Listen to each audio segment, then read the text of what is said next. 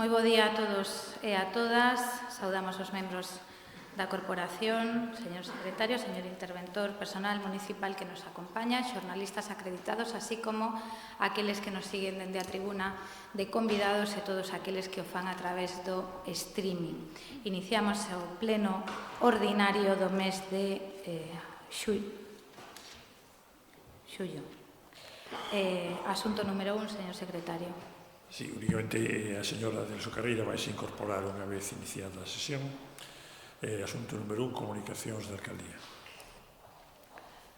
No pasado pleno do 14 de setembro de 2015 aprobouse por unanimidade unha moción conxunta sobre a violencia de xénero e o interese común en avanzar na Coruña cara a unhas realidades en violencias machistas.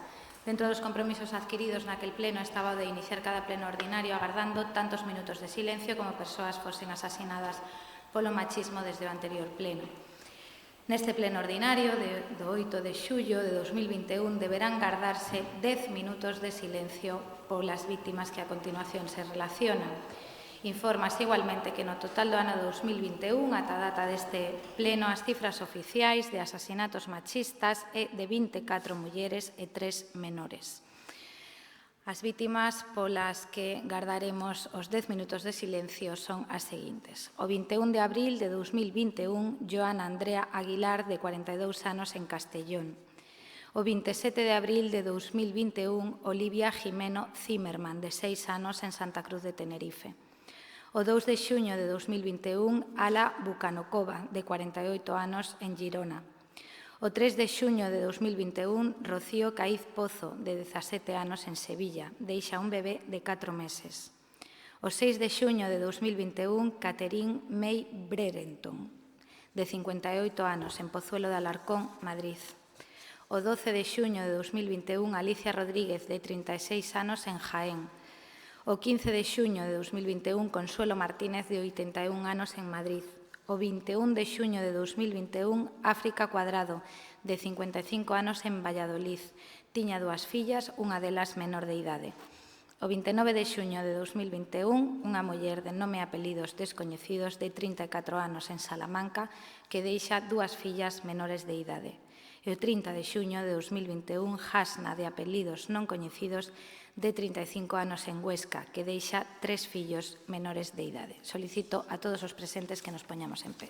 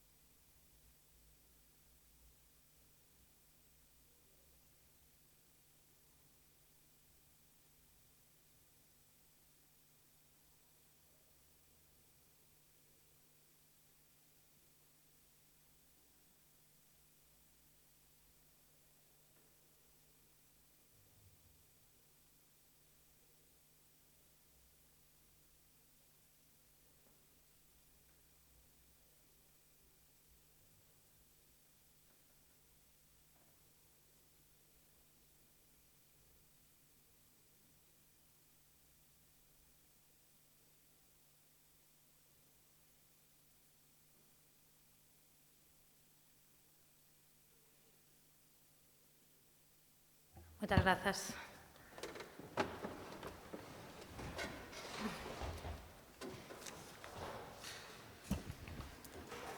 Paso a continuación a dar lectura ás dúas declaracións institucionais que se teñen presentado á Presidencia consensuadas polos grupos municipais. Declaración institucional sobre a protección da pesca.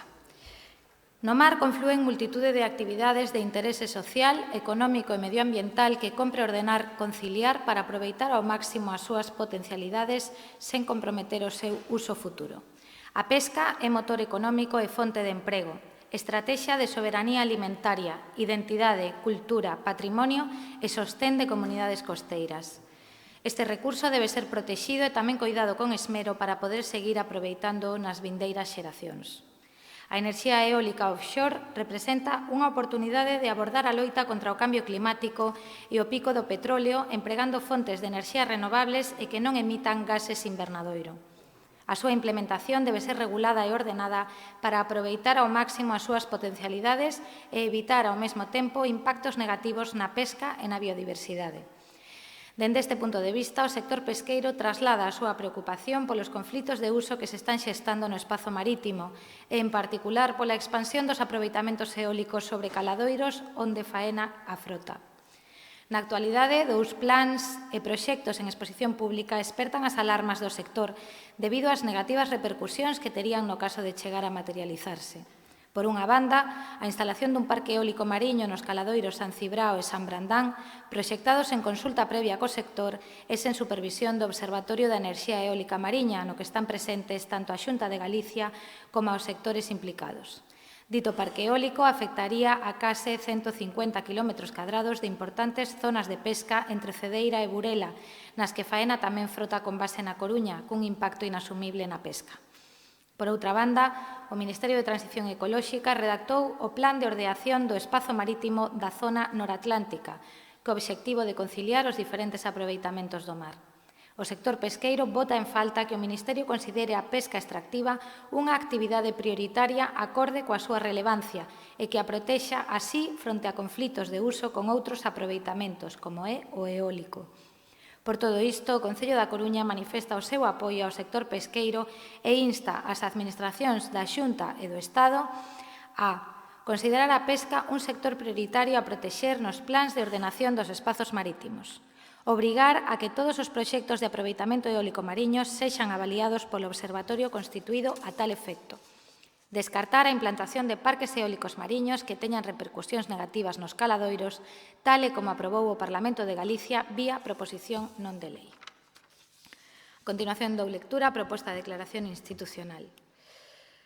En 2021 cúmprense 43 anos da despenalización da homosexualidade no Estado español e 16 da aprobación da Lei do Matrimonio Homosexual.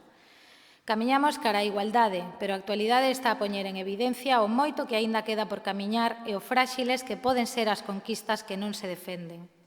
A Coruña é unha cidade aberta, tolerante e que se posiciona pola defensa dos dereitos universais e concretamente do colectivo LGTBIQ. Mais, por desgraza, estamos a comprobar que, malia todo, se siguen producindo agresións intolerables e discriminación por motivos de identidade sexual. No conxunto de España, os discursos de odio, violencia e desprezo á diversidade están a atopar altofalantes. En Europa, países como Hungría e Polonia están a perseguir as persoas LGTBIQ e a aprobar leis que atacan a diversidade sexual. No mundo, a homosexualidade está perseguida e penada coa morte en dúcias de países. Por todo o sinalado e porque os dereitos que non se defenden desaparecen, os distintos grupos políticos que conformamos esta corporación condenamos rotundamente calquera tipo de violencia vinculada á identidade sexual dunha persoa e, en concreto, a violencia exercida contra o colectivo LGTBIQ. Manifestamos o noso compromiso coa defensa dos dereitos das persoas, a igualdade real, a non discriminación das persoas LGTBIQ, comprometéndonos a articular dende o ámbito municipal as medidas que sexan necesarias poñendo os recursos precisos. Rexeitamos toda forma de LGTBIQ-fobia e todo discurso de odio contra colectivos vulnerables e comprometémonos a traballar para desterralo da nosa sociedade. O seguinte asunto é a aprobación do borrador da acta da sesión plenaria celebrada o día 6 de maio de 2021, que xa teñen todos e a que non constan alegacións, polo que se entende aprobada. Alcaldía, asunto número 2, señor secretario. Expediente de aprobación dos axustes e modificacións orzamentarias e contables do cadro de mando da Estrategia DUSI da Coruña para a xestión do proxecto EIDUS Coruña.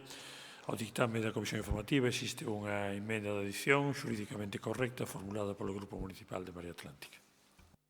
Moitas grazas, señor secretario. Terá a palabra, en primeiro lugar, o voceiro do Goberno Municipal para expoñer este asunto e manifestar a sí mismo si se acepta esa emenda presentada e, a continuación, cada un dos grupos terá unha única quenda de 5 minutos. Señor Lajetuñas, cando queira. Bo día, moitas gracias, señora alcaldesa. Bo día a todas e a todos. A proposta de modificación que traemos aquí hoxe obedece a exixencias técnicas derivadas dun cambio de criterio do organismo intermedio de xestión dos fondos DUSI, organismo dependente, neste caso, da Subdirección Xeral de Desenvolvemento Urbano. Cabe recordar que os proxectos DUSI aprobados na Coruña distribúense en 29 operacións. Son 29 operacións distintas agrupadas en 22 liñas de actuación e 4 obxectivos temáticos. No ano 2018, a Autoridade de Xestión dos fondos FEDER en España permitiu daquela a fusión de liñas dentro do mesmo obxectivo temático. Por ese motivo, ese mesmo ano, o Concello procedeu a reprogramar unha parte sustancial dun dos 4 obxectivos temáticos sen variar en ningún caso o investimento previsto. Cando ese proceso xa estaba rematado, en outono do ano 19, cambiou o titular do organismo intermedio de xestión, organismo que, dende ese momento, aplicou un criterio diferente do establecido previamente no ano 18. Ese é o motivo polo que as liñas fusionadas, entón, deben separarse novamente agora para volver ao que foi o deseño inicial da estrategia DUSI no Concello da Coruña. A proposta de cambio no cuadro de mando non supón, pois, modificación orzamentaria algunha, nin perda de proxectos que se executarán igualmente dentro dunha ou doutra liña. Trátase, esencialmente, dun asunto de tramitación que non terá repercusión no resultado final. A única modificación dos DUSI en canto a proxectos veu imposta tamén polo organismo de xestión que solicitou a este Concello unha minoración orzamentaria dentro das actuacións que estaba prevista, mais tamén, nese caso, os cambios son menores e non supoñen nin perda de recursos e non supoñen nin máis nin menos que destinalo a outros fins, en coordinación coas estruturas que fixa o Ministerio, concretamente a actualización da xestión da rede semafórica mediante o emprego de novas tecnoloxías. Este cambio, pois, é un trámite administrativo requerido polos organismos de control dos fondos europeos. Así, este Concello ten a obriga de aplicar tales modificacións para manter as aportacións europeas concedidas. Como saben, este Concello ten aprobadas actuacións por valor de 18.750.000 euros, dos que 15 millóns de euros proceden das achegas dos fondos europeos. Estamos, pois, diante dunha modificación técnica, dun axuste exixido polos organismos de xestión e que, polo tanto, debemos aplicar para seguir adiante coa execución dos fondos europeos asignados a esta cidade dentro da Estrategia de Desenvolvemento Urbano Sostible. Tamén quero anunciar que o Goberno Municipal non ten ningún problema en aceptar a emenda que propón a Marea Atlántica, parecenos ben, xa formou parte dun acordo que adoptou tamén este pleno a finais do ano 2020, na liña de dotar o plan de máis transparencia, participación, en definitiva, que poida haber unha comisión, que neste caso xa será unha comisión creada de carácter ordinario, a que poida facer o seguimento. Actualmente, o Concello estáse achegando aos 10 millóns de euros en contratos adxudicados subvencionados con fondos DUSI, o que supón un total de 17 actuacións en execución, ademais de outros 11 contratos xa finalizados, coa previsión de licitar próximamente novas actuacións por valor superior aos 4 millóns de euros, 4,3 para ser exactos. E, en calquera caso, creo que estamos diante dunha actuación que dá continuidade, como non pode ser de outro xeito, a unha estrategia que se marcou no ano 2016 e que neste mandato creo que está contando con axilidade, cunha boa execución e quero aproveitar tamén para destacar todo o traballo que está facendo os diferentes servicios, dende o Servicio de Alcaldía, Estrategia Urbana, a propia labor que está desenvolvendo a Concellería de Urbanismo, a Unidade de Xestión, en definitiva, todos os que participan en facer posible e viable que estes fondos sexan implementados. Creo que se traballa na boa dirección. Evidentemente, somos autoexixentes, creemos que se pode facer, como sempre, máis, e, polo tanto, hoxe damos un paso, que é un paso de carácter administrativo, temos unha indicación clara da Alcaldía e da nosa alcaldesa de que se prioricen todas as actuacións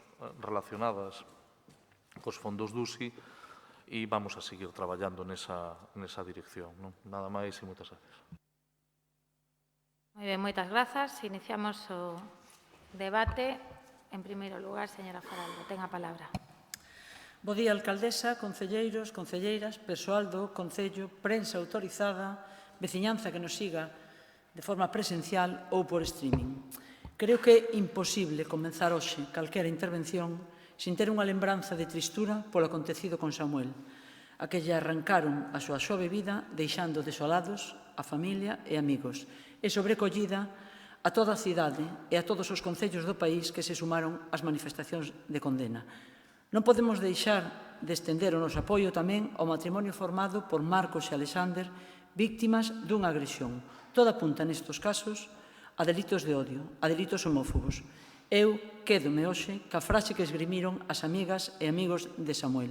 Su amor non hacía daño, vuestro odio, sí.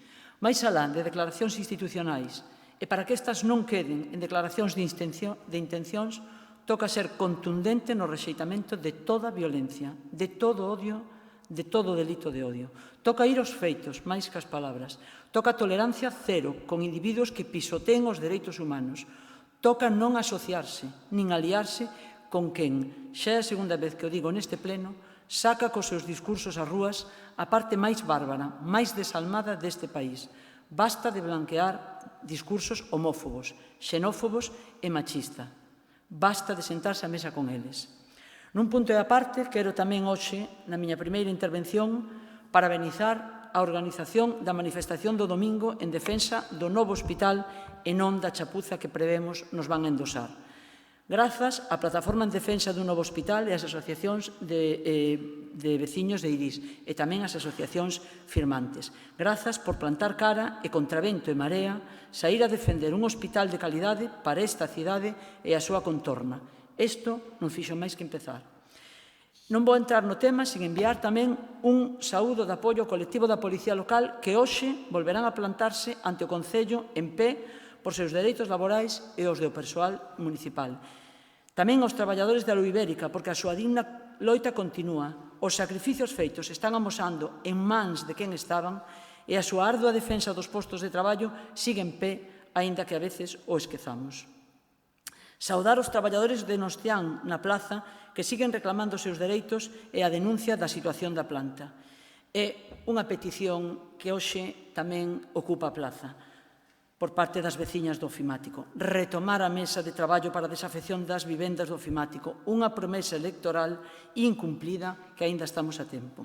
E, por último, nun acto máis optimista, parabenizar as tres investigadoras do INIBIC, do Instituto de Investigación Biomédica da Coruña, Andrea, Estíbaliz e Valentina, pola consecución das becas preelectorales concedidas pola Asociación Española contra o Cáncer para os seus proxectos para o desenvolvemento de fármacos inhibidores contra a metástasis.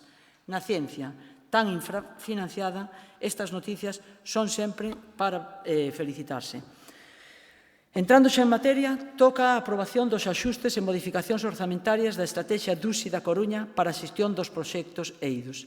É importante suliñar que Europa, a través dos fondos europeos, é unha ventana de oportunidade para que as cidades poidan afrontar a súa transformación no ámbito de renovación tecnolóxica, da integración social e da defensa do patrimonio cultural e ambiental cuestións que hoxe se tratarán aquí a través de outros puntos.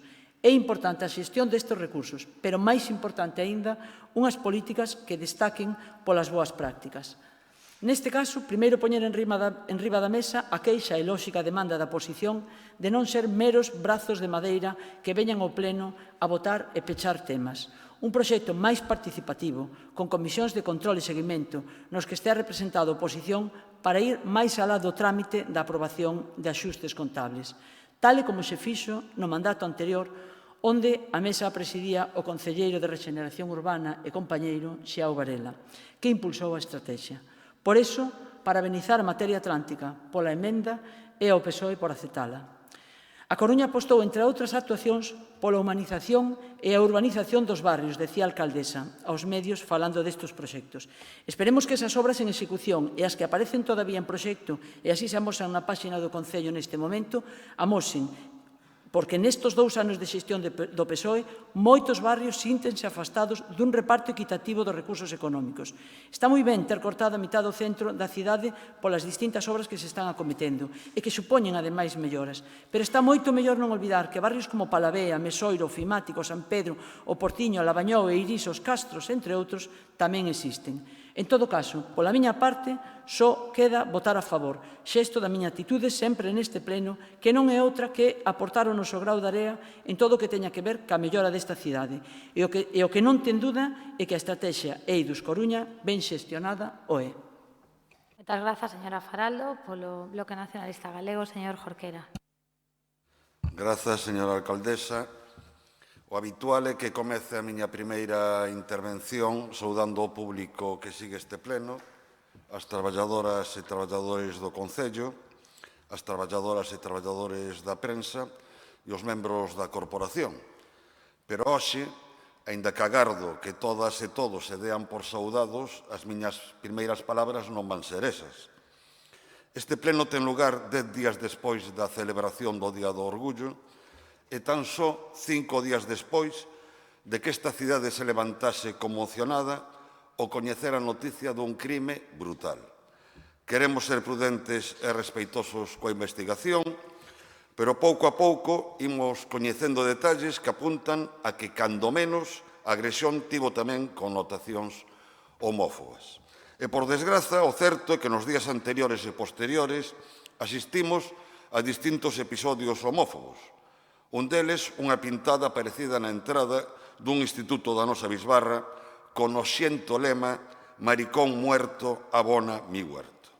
O machismo e a homofobia non é unha novidade destes tempos, mas o que si é unha novidade é que dende o ámbito político hai discursos que os legitiman e alimentan.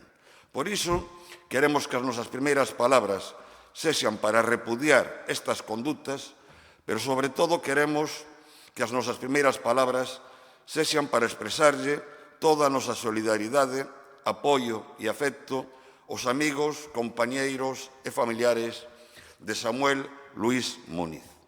Teño un fillo e unha filla. A miña filla ten 24 anos como tiña Samuel.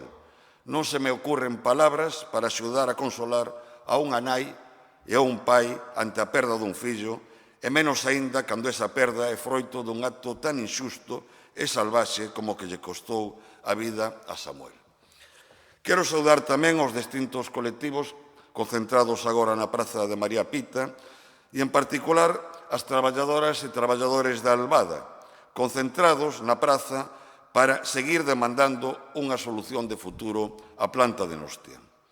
E centrándome xa no asunto que agora se debate, o BNG non se vai opoñer á aprobación dos axustes e modificacións orzamentarias e contábeis do cadro de mando de EDUSI para a xestión do proxecto EIDUS Coruña. Estamos ante unha cuestión fundamentalmente contábel e administrativa. Nalgúns casos, estes axustes son froitos de correccións de erros ou da súa adaptación a unha nova senda financeira.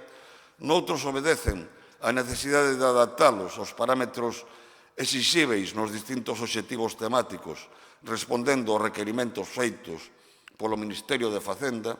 En definitiva, na súa grande maioría son correccións e adaptacións técnicas, mas en calquera caso parécenos pertinente a emenda presentada polo Grupo Municipal da Marea Atlántica. A estrategia Eidos Coruña foi o resultado dun proceso participativo que culminou ca súa aprobación unánime polo Pleno do Concello. Estamos a falar de aspectos básicos para a definición do modelo de futuro da nosa cidade en cuestións tan relevantes como o medio ambiente, a mobilidade, a integración social ou as tecnoloxías da información e comunicación. Por iso coincidimos en que debe de haber ámbitos de información e participación abertos a todos os grupos a hora de facer un seguimento do desenvolvemento desta estrategia. Por esta razón, o Grupo Municipal do BNG vai votar tamén a favor da emenda, mas en calquera caso non nos imos opoñer á aprobación dos axustes e modificacións orzamentarias e contábeis do cadro de mando da estrategia DUSI. Moitas grazas. Moitas grazas, señor Jorquera. Pola Marea Atlántica, señor Martínez. Grazas, señora Rei. Moi bo día a todos e a todas, traballadores e traballadoras municipais, medios de comunicación, compañeros e compañeras da corporación e as persoas que nos seguen ben na tribuna, ben a través do streaming. Un saúdo especial tamén a quen hoxe está na praza pedindo ser escoitado, tanto traballadores e traballadoras de Nostián, afectados e afectadas del Viña, e tamén a plataforma de afectados e afectadas pola ampliación do hospital. Compartirán conmigo en que a última década foi unha década trepidante na política do Reino de España, con idas e voltas, con pasos adiante, pasos atrás. Por un momento parecía que o medo ia cambiar de bando, e ao final, lamentablemente, neste minuto do partido parece que o que cambiou de bando foi o insomnio. Os problemas para dormir de Pedro Sánchez parece que son agora os problemas para dormir das persoas que non poden pagar o recibo da luz ou que resultaron beneficiarias dun ingreso mínimo vital que, en fin, ou que están desexando que o goberno deixe de enredar e lle baixe dunha vez o aluguer. Pero non viña a falar disto, sino de outra cousa que tamén ten que ver con esta década trepidante que vivimos na política do Reino de España. E é o ben que o pasamos neste Concello coa estrategia Eidos. Uns máis que a outros, pero en xeral, aburrir non nos aburrimos coa estrategia Eidos. Que tempos aqueles dos plantóns do Partido Popular e do Partido Socialista nas comisións, porque se lles entregaba a documentación só con 24 horas de antelación. A mí me chama a atención agora que vexo nomeadamente ao Partido Socialista queixarse amargamente en Madrid do tipo de oposición que recibe. E digo que me chama a atención porque foron pioneiros. Eu creo que a cidade da Coruña, como tantas outras cidades do cambio, foron laboratorios dun tipo de oposición que pivotaba sobre unha idea que era a impugnación da legitimidade dun goberno democráticamente elixido. E esa impugnación sistemática, que agora adquire unha forma determinada en Madrid, adquiría aquí a forma de titulares e mensaxes que seguramente recordaremos todos e todas, pero que ás veces teremos dificultade para atribuir a unha persoa ou a outra, a un partido ou a outro. Este seguro que é fácil de recoñecer. Xulio Ferreiro é un vago e le vamos a poner un profesor de apoio. Esta ten o sabor inconfundible da señora Gallego. Pero o certo é que, cando a señora Gallego dicía estas cousas sobre a Eidos, o Partido Socialista aplaudía. Esta outra seguro que é máis difícil de atribuir. Un gobierno en minoría no puede secuestrar ni hipotecar la estrategia de la ciudad. Esta era do Partido Socialista. Se adiviñan de cal dos 4 portavoces, sobresaliente. Este era o nivel da oposición que nós tivemos durante 4 anos aquí. E así se manifestaba respecto dunha estrategia, a estrategia DUSI, que, sorpresa, hoxe é indiscutible. Ninguén cuestiona a estrategia DUSI. E non só é indiscutible, sino que está permitindo as únicas transformacións que están en marcha nesta cidade. Porque quitado o pentatlón dos cantóns, digo pentatlón non só polas curvas, sino polo número de fases que vai ter esa promesa electoral dando voltas ata que se materialice, pois todo o que estamos a ver que se vai poñendo en marcha responde a DUSI. O único que sabemos da DUSI, periódicamente, é que se executa, só faltaría. E que se executa agora e non se executaba antes, só faltaría. A estrategia DUSI, tal e como foi aprobada en decembro de 2016 pola unanimidade de todos os grupos da corporación, xa dicía no seu plan de implementación que o 78% da súa execución sería neste mandato. O raro sería que iso non se cumprise, o raro e o perigoso a hora de garantir que non se perden nada dos 15 millóns de euros recibidos daquela. Os axustes que hoxe se nos propoñen son efectivamente menores, son opinables, preocúpanos algún deles, algún dos que se menciona como antecedente, como nos preocupa en xeral a parálise das políticas ambientais, tamén nos preocupa en definición que se sinala o interventor no seu informe, pero en xeral non imos poñer problemas e menos aínda cando se acepta a nosa emenda. Emenda que basicamente o que pretende que se cumpra o que di a páxina 173 da propia estrategia, e é que aquela comisión de seguimento que nos creamos no pasado mandato tiña que servir agora para facerlle seguimento á execución da DUSI. En aquel momento serviu para garantir a unanimidade no impulso desa estrategia que encabezaba o alcalde Xulio Ferreiro. Para rematar, só quería lembrar algunhas cousas a respecto da DUSI e con mellor dos ánimos posibles. A DUSI é unha estrategia de cidade, non é un paquete de investimentos. O que diferencia un paquete de investimentos dunha estrategia de cidade é que a estrategia de cidade ten un diagnóstico, implica unha lectura crítica da cidade e é unha estrategia holística, global, transversal. O segundo que quería lembrar é que esa estrategia que está hoxe en vigor e en execución comprometíase a construir unha cidade cercana con 3 piares: sostible, intelixente e integradora. Ningún dos 3 piares é cidade competitiva, como tanto lle escoitamos últimamente ao Goberno. Esta estrategia non tiña 18 millóns de euros, nin os 15 que veñen dos fondos FEDER, eran 52 millóns de euros. Por qué? Porque é unha estrategia de cidade, non un paquete de investimentos. Unha cousa é facer obras de recuperación de espazo público que nos parecen ben, nunca van a topar a Marea Atlántica opoñéndose a ese tipo de intervencións no espazo público, e outra moi distinta facer políticas de mobilidade. E por iso esta estrategia que hoxe axustamos e xa remato e que esperamos que se execute con éxito nos vindeiros anos, sinalaba a mobilidade como principio transversal e insistía en que, ademais de gañar espazo público para as persoas, era imprescindible mellorar sustancialmente a oferta de transporte público, entre outras cousas, mudando o mapa de rutas, cousa que en 2 anos non aconteceu. E xa para rematar, se o Partido Socialista quere non só executar o paquete de investimentos que deixamos financiados con 15 millóns de euros, sino implementar a estrategia de cidade que é a DUSI, só hai un camiño para iso, que é colaborar con quen a impulsou coa Marea Atlántica. Nada máis, moitas grazas. Moitas grazas, señor Martínez. Polo Partido Popular, señora Gallego.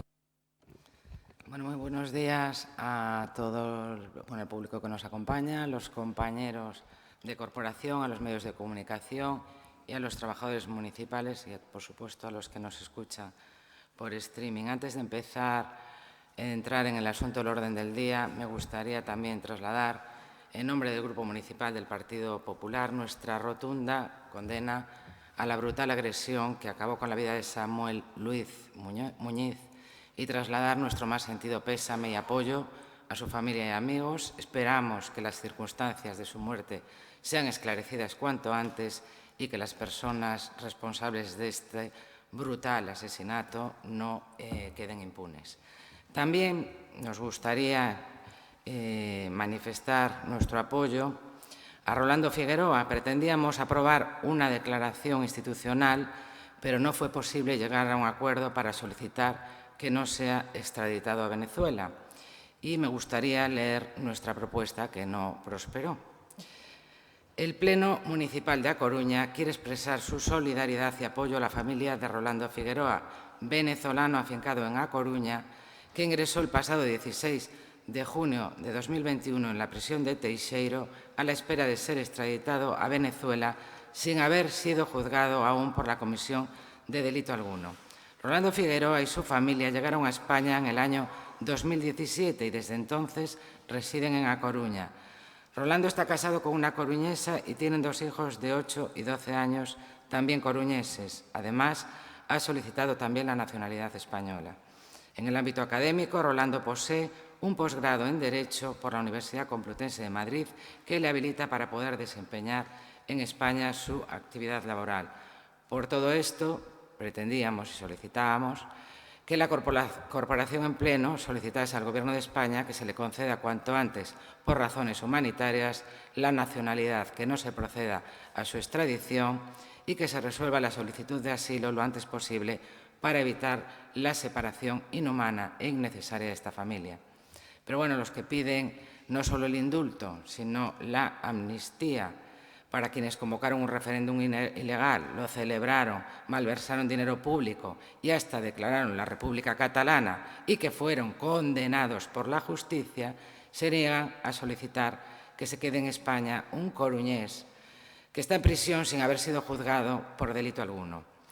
Su idea de la democracia la conocemos bien y su idea de la justicia también. No hagan bandera de la justicia cuando piden para unos lo que le niegan a otros. Allá cada cual y su conciencia. Yo les recomendaría que se acerquen a visitarle a Teixeiro y les cuente su historia o que incluso que hablen con su mujer. Es muy difícil no apoyar esto.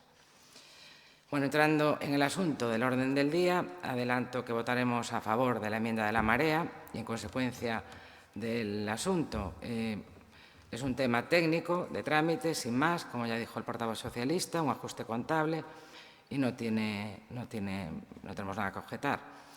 Que la oposición esté informada de la ejecución del EIDUS, como pide la Marea en su enmienda, es obvio que nos parece bien, pero tampoco está la Marea para presumir. Ofrecimos un profesor de apoyo, estoy viendo aquí la noticia, efectivamente. Ofrecimos un profesor de apoyo porque habían perdido 15 millones de euros. No sé si se acuerda el viceportavoz de la Marea, porque elaboraron un documento político sin consensuar, ideológico, y perdieron 15 millones en la primera convocatoria.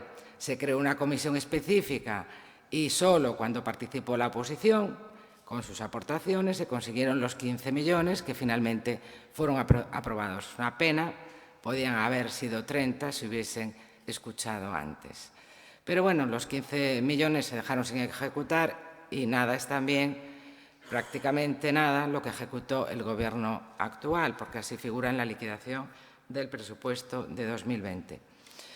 Insisto, votaremos a favor, pero bueno, no es para que se añada al sumatorio de la alcaldesa de los 100 y pico asuntos que se aprobaron en el Pleno por diálogo y consenso, sino porque es un tema técnico, administrativo, un ajuste, sin más, y que se llevó a la Comisión de Hacienda y se aprueba en el Pleno. No tiene más historia ni nada que negociar.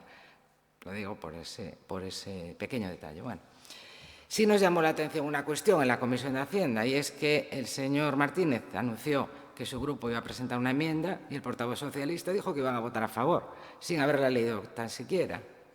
Es bastante curioso y llamativo, porque que se anuncie el voto antes de leer una enmienda, cuando, además, en este Pleno tenemos antecedentes de que se ha negado el derecho a debatir y votar enmiendas de grupos, porque así lo decidió la alcaldesa. Hablaremos de ese tema en el siguiente punto del orden del día. Pues, hombre, nos llama un poco la atención esos malabares. Yo creo que ya que hablamos de él, hace un momento habló el señor Martínez, pues ni Ferreiro hacía estos juegos de malabares. Sin más, como he dicho, votaremos a favor. Moitas grazas, señora Gallego. Pecha o debate polo Grupo Socialista, señor Laje. Gracias, señora alcaldesa. E gracias a todos e todas os voceiros e voceiras dos grupos municipais polas súas aportacións neste punto, que quero recordar que é o punto de orden do día que se corresponde coa modificación relacionada coa estrategia DUSI, por si algunha persona se incorporase ao debate a través dos diferentes medios telemáticos e pensara que estábamos noutro punto de orden do día ou noutro asunto, non? Entre os programas DUSI, señora Gallego, e o aprobado para este Concello a través do IDAE, o Concello da Coruña dispón de preto de 30 millóns de euros de fondos europeos, fondos que se están a tramitar e que permiten unha renovación importante da cidade dentro dunha estrategia global de desenvolvemento sostible. Facía referencia o señor Martínez á historia, eu creo que non hai que ser cicateros, nós non deixamos de recoñecer o traballo que se fixera por parte dos anteriores gobernos. De feito, eu sempre recordo que o 90% das actuacións que se fixeron en época democrática teñen o sello inconfundible do Partido Socialista e non por iso vou a deixar de recoñecer que a estrategia DUSI arranca no mandato anterior e, polo tanto, nada que reprochar, máis alá de contar que, evidentemente, se está con un nivel de execución importante. Creo que cando destacamos o bo facer das diferentes unidades e dos servicios que están coordinando esta estrategia e as diferentes inversións, bueno, pues creo que tamén estamos sendo xustos a hora de recoñecer o esforzo de moitos profesionais municipais, do concelleiro que está levando o tema, do coordinador xeral municipal, do xefe de servicio, de moitas persoas que fan posible que isto saia adiante. E seguramente faltara unha pata que xa tiñamos aprobada, que é certo que estaba contemplada dentro da estrategia urbana. Eu agradezco ao señor Martínez que recorde a páxina na que estaba ubicada, non sabía agora que era 173, pero en calquera caso si digo que nos parece ben, e nos parece ben, señora Gallego, por eso aprobamos, incorporamos e apoiamos a emenda que formula a Marea Atlántica, como se a tiveran formulado dentro do Partido Popular ou a tiveran formulado dentro do Bloque Nacionalista Galego ou se a tiveran formulado calquera outro membro da corporación, porque creo que neste caso, ademais, pues seguramente o fagan co coñecemento de ter participado e de coñecer ben o tema do que estamos a falar. Non sei que é o que lle chama a atención. Seguramente a vostede lle gustaría máis que a emenda que presente a Marea o Goberno non lle parecera ben para aparecer vostede ao rescate. O que pasa é que eu entendo que, claro, que cando lle dixen que aí vamos a apoiar, non lle expliquei por qué, pero supoño que igual que non me explica vostede cando fala con outros grupos para intentar facerlle a pinza ao Goberno municipal, pois, evidentemente, cada un fai o que pode e o Goberno municipal, intenta facer as cousas o mellor posible, non sempre acertamos, e en este caso, pois a proposta da Marea Atlántica nos parecía ben, fíxese que tanto nos parecía ben que vostede na propia comisión, sin lela tampouco, tamén dixo que a quería apoiar, recordo, e a nós tamén nos parece ben que vostede a apoie, é dicir, que non excluímos en ningún caso que ninguén se sume a esas propostas, é dicir, non foi unha posición que vostede pensara A e o Goberno municipal pensara B. Non, vostede, cando escoitou ao voceiro da Marea decir que tiña que haber un espacio para a fiscalización e que sería bo que os grupos tamén coñeceran de primeira man, dixo que lle parecía ben. E este voceiro dixo que, por suposto, que íbamos a apoiar a emenda. Fíxese vostede, quitoulle punta a algo no cal é lógico que estemos todos de acordo. Tan de acordo estamos que o aprobamos creo que en decembro do 2020. Outra cousa é que aínda non se pusera en marcha, vamos a darlle un impulso, e vamos a darlle un impulso para permitir que, ir vendo tamén todo o que se ven facendo. Estamos a falar da reurbanización do tramo final de Ramón Cabanillas. Estamos a falar da reurbanización da Rúa Nosa Señora do Rosario, do acondicionamento no cemiterio de San Amaro, da reforma do pabellón da Praza José Toubes. É dicir, sabe vostede que eso trouxo moita cola. Pois aí se está executando. Tamén da reforma do Centro Asociativo García Sabel. Cantas páxinas se publicaron sobre este asunto? Pois agora se vai a efectivizar. Tamén sobre a millora e virtualización da tarxeta Milenio ou sobre a reurbanización da Rúa María Vitoria Fernández España. Pero tamén quero recordar que estamos a falar da reforma do mercado de dormideiras ou do carril bici en Mariscal Pardo de Cela, da millora da accesibilidade e uso das praias da Coruña, en definitiva, dunha estrategia que se está desenvolvendo señora alcaldesa, dunha estrategia na que debemos de estar todos e todas, porque a construcción de cidade, se a facemos entre todos e todas, creo que irá moito mellor. Por lo tanto, como decía antes, aceptamos a incorporación da Marea á proposta que formula o Goberno e que trae aquí para un trámite que é administrativo, pero que, desde logo, ten moito máis fundamentación que o trámite administrativo, que é seguir impulsando e profundizando na estrategia do USI. Nada máis e moitas gracias. Moitas grazas, señor Laje. Procedemos, unha vez aceptada a emenda incorporada o asunto que se vai votar, procedemos á votación deste punto. Votos a favor. Moitas grazas. Queda aprobado por unanimidade. Asunto número 3, señor secretario. Oficina Orzamentaria, aprobación inicial do expediente M2 2021 de concesión de créditos extraordinarios, suplementos de crédito, baixa de crédito e modificación do anexo de subvencións nominativas. Asunto número 4. De Orzamento 2021, prorrogado 2020, Presco 2021. Asunto número 4. Aprobación inicial do expediente M3 2021 de concesión de créditos extraordinarios, suplementos de crédito, baixas por anulación de crédito, transferencias de crédito, modificación da relación de investimentos e modificación do anexo de subvencións nominativas do Orzamento 2021, prorrogado do 2020. Moitas grazas. Ben, tal e como se acordou na Comisión de Voceiros, os asuntos 3 e 4 serán debatidos conxuntamente con dúas quendas, unha de 6 minutos e outra de 4 minutos. Antes de empezar o debate, ten a palabra o voceiro do Goberno para expoñer ambos os dous expedientes. Señor Laje, cando queira. Gracias, señora alcaldesa. Estamos diante dos expedientes M2 e M3. Quero comenzar por centrarme no novo Plan de Reactivación Económica e Social da Coruña por ano 2021. Quero recordar que este concello foi pioneiro en Galicia e dos primeiros en España en contar o ano pasado cun plan de recuperación. Fomos tamén o concello galego que foi máis lonxe nas súas aportacións económicas, á cabeza de España tamén fora do que son as grandes cidades.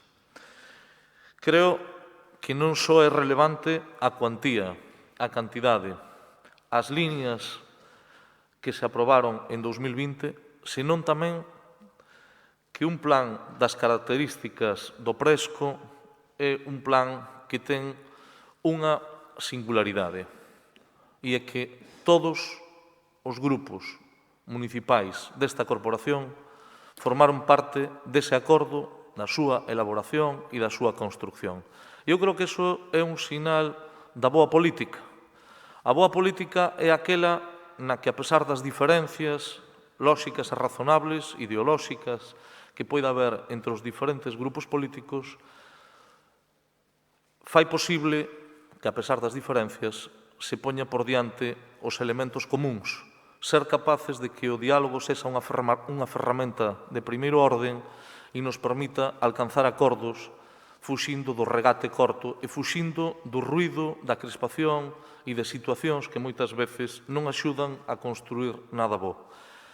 Creo que a singularidade do Presco do ano 2020 é ser capaces dese mínimo denominador común. Claro que a todos os grupos políticos lle tería gustado poñer máis aportacións ou diferentes. Si só o fixera un grupo, seguramente o Presco non sería o mesmo. Pero isto tamén pasou, e permítanme a comparación, que é un pouco hiperbólica, coa Constitución Española do 78. A Constitución Española do 78 sirveu para a maioría da poboación porque uns e outros fixeron renuncias para chegar a acordos entre todos e todas. Por iso, eu creo que hoxe non é que haxa que felicitar, que sen dúbida eu o fago á alcaldesa que o Goberno e a min especialmente me pideu que intentara chegar a un acordo con todos, porque ela entendía que era fundamental que nos puxéramos de acordo nun plan de reactivación, sino que creo que nos debemos de felicitar todos e todas. Mais alá da crítica política, que a haberá, máis alá da crítica ao Goberno, que é normal que a formule a oposición, porque é o lóxico e o razonable nun sistema democrático, pero creo que o valor do entendemento, o valor da palabra, o valor do diálogo se puxo de manifesto no Presco que aprobamos no ano 2020, ante unha situación excepcional ante circunstancias absolutamente excepcionales, respostas excepcionales. E a resposta excepcional é que, diante dunha pandemia, cun estado de alarma en España e cunha situación de moitas dificultades para moitas persoas nesta cidade, puxemos por diante, e digo puxemos todos e todas, o ben común, o interese xeral e que as propostas de uns e de outros confluíran nunha única receta final que foi ese presco do ano 2020. O presco do ano 2020 tivo erros. Foi feito, o digo sempre, sin manual de instruccións, porque ninguén tiña un manual de instruccións para unha pandemia brutal, a máis relevante dos últimos 100 anos. Sin embargo, ten un valor, e o valor é de ser capaces de responder a algo excepcional dunha forma absolutamente excepcional. E como a pandemia non rematou e a situación era unha situación de tránsito, todos os grupos políticos e o goberno municipal, coa nosa alcaldesa á cabeza, entendeu tamén que o ano 2021 tiñamos que facer un esforzo suplementario. É evidente que un plan de reactivación é algo excepcional, que non é algo estrutural e, polo tanto, que non sucede todos os anos. Pero tamén era moi evidente que despois de todas as secuelas, despois de todas as consecuencias que estábamos a vivir, e tendo feito un primeiro esforzo, non debíamos de deixar de facer un esforzo complementario. Aquel plan naceu como unha axuda indispensable para as persoas máis afectadas polos efectos da pandemia nesta cidade. Unha axuda necesaria, que teño que dicilo e enténdanse ben, cando quen tiña as competencias, que era a Comunidade Autónoma, a Xunta de Galicia, non reaccionou da mesma forma, coa mesma rapidez. En calquera caso, non foi ata decembro do ano 2020, concretamente, e eu considero que renunciou a exercer as súas competencias para activar plans de recuperación.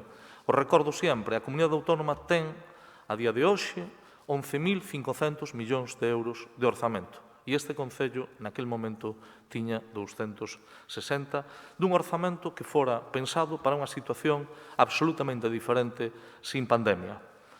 Este Goberno non dubidou, en ningún caso, e tampouco o conxunto da corporación, de forma unánime, en aprobar o maior investimento no que levamos de mandato. Un investimento para axudar as persoas.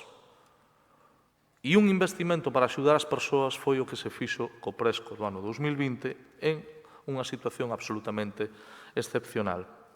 Ben é certo que despois do plan de reactivación da Coruña, outras administracións comenzaron a dar pasos e tamén quero recoñecer aquí que a propia Xunta de Galicia, que non o fixo inicialmente, comenzou a ocupar as súas competencias e puxo sobre a mesa algunhas axudas.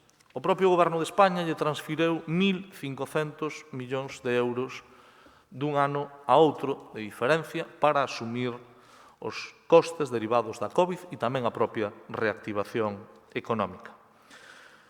Houbo aspectos mellorables no 2020, sin duda. Os plans da pandemia, como decía antes, viñan sin instruccións de uso, pero houbo efectos positivos. Máis de 4.000 autónomos e micropemes e milleiros de cidadáns beneficiáronse do primeiro presco. Creo que só había unha alternativa, que era facer o que fixemos, porque a outra alternativa era non facer absolutamente nada. E por iso digo que creo que foi excepcional a resposta que lle dou esta corporación. As circunstancias mudaron e, efectivamente, a Administración Autonómica asumiu o seu papel, tamén está dando axudas a colectivos danados, e, polo tanto, no ano 2021 o Concello xa non ten que seguir asumindo uns costes tan elevados e orzaméntase un plan de reactivación cun investimento de 6.260.000 euros para un novo presco, o presco do ano 2021. Quero destacar que, ademais, non só é o presco do ano 2021, sino que tamén se vai máis alá, ampliando o investimento no tecido asociativo da cidade, con 2.412.676 euros, e iso fará que cheguemos no apoio ao tecido asociativo en ata 8,7 millóns de euros, a cifra máis elevada na historia deste Concello. Só os 2 plans de reactivación, aos que hai que sumar, quero recordar, no primeiro ano, o 1,2 millóns de euros da Diputación, fai que sobrepasen os 20 millóns de euros en plan de reactivación para esta cidade.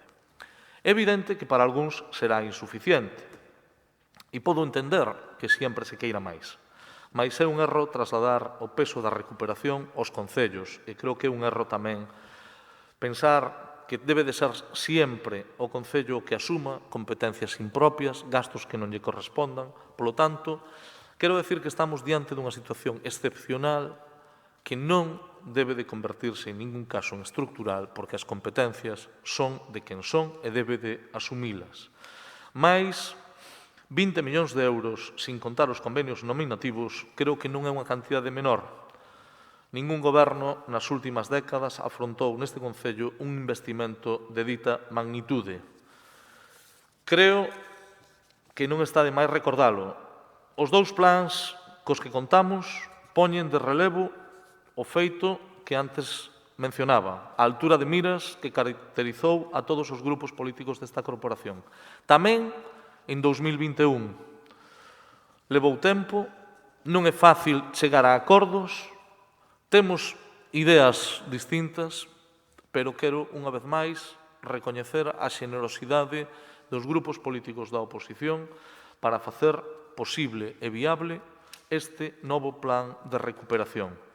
Selar un acordo entre os diferentes grupos con ideas tan diferentes e con posicións tan diferenciadas non sería posible sin o factor humano e sin a aportación de cada un dos que conforman a Comisión de Economía e Facenda e, por extensión, de todos os grupos políticos municipais. Creo que non debe de, nunca, en ningún caso, recortarse en xenerosidade. A xenerosidade tamén é fundamental, igual que na vida, na política. E na política, recoñecer que o que estamos construindo entre todos, creo que é un factor que tamén fai que a política sexa mellor, sexa máis útil e sexa seguramente o que esperan os coruñeses e as coruñesas. Que esta corporación estea á altura do que demandan de nós. Nunca se acadan os obxectivos ao 100%, pero desde logo temos que manifestar unha satisfacción moderada, lóxicamente, por ser capaces de entendernos e poñer por riba de todo os intereses da cidade e nunca ningún outro interese partidario. O novo Presco que poremos en marcha recupera iniciativas estreadas con éxito no primeiro Presco, como os programas de incentivos ao consumo, os bonos, que incluso serviron como modelo en distintos concellos e mesmo na Xunta de Galicia, que finalmente implantou un plan semellante e incluso utilizou a propia aplicación que se desenvolveu para o Concello da Coruña. Cousa que non é unha crítica, sino que é algo do que debemos de sentirnos orgullosos, que a Xunta de Galicia poidera tomar, pudera copiar, pudera ver no programa de bonos, na aplicación que tivemos, un modelo a implantar para toda a comunidade autónoma. Pero o novo Presco tamén toma nota de algunhas demandas que chegaron e amplíase agora o programa de incentivos ás salas de peiteado e ao sector do taxi. Haberá de novo axudas directas das que poderán beneficiarse ata 2.000 autónomos e micropemes. E tamén reforzos no escudo social, na formación, nas políticas culturais e na inserción laboral, onde se inclúe a posibilidade de acceder a axudas compatibles coas propostas para cuotas de autónomos e alugueres, onde cando un autónomo, unha micropeme, faga unha contratación dunha persoa, poida recibir ata 2.500 euros. Do mesmo xeito que non houve en Galicia ningún concello que fora tan lonxe como a nós no primeiro Presco, tampouco os hai agora que o fagan cun segundo. Quen pretenda facer recaer o peso da recuperación económica sobre os concellos, penso que se equivoca. Creo que as únicas administracións capaces de soster políticas de subsidios e subvencións que garantan o mantemento do tecido económico son o Estado e as propias autonomías.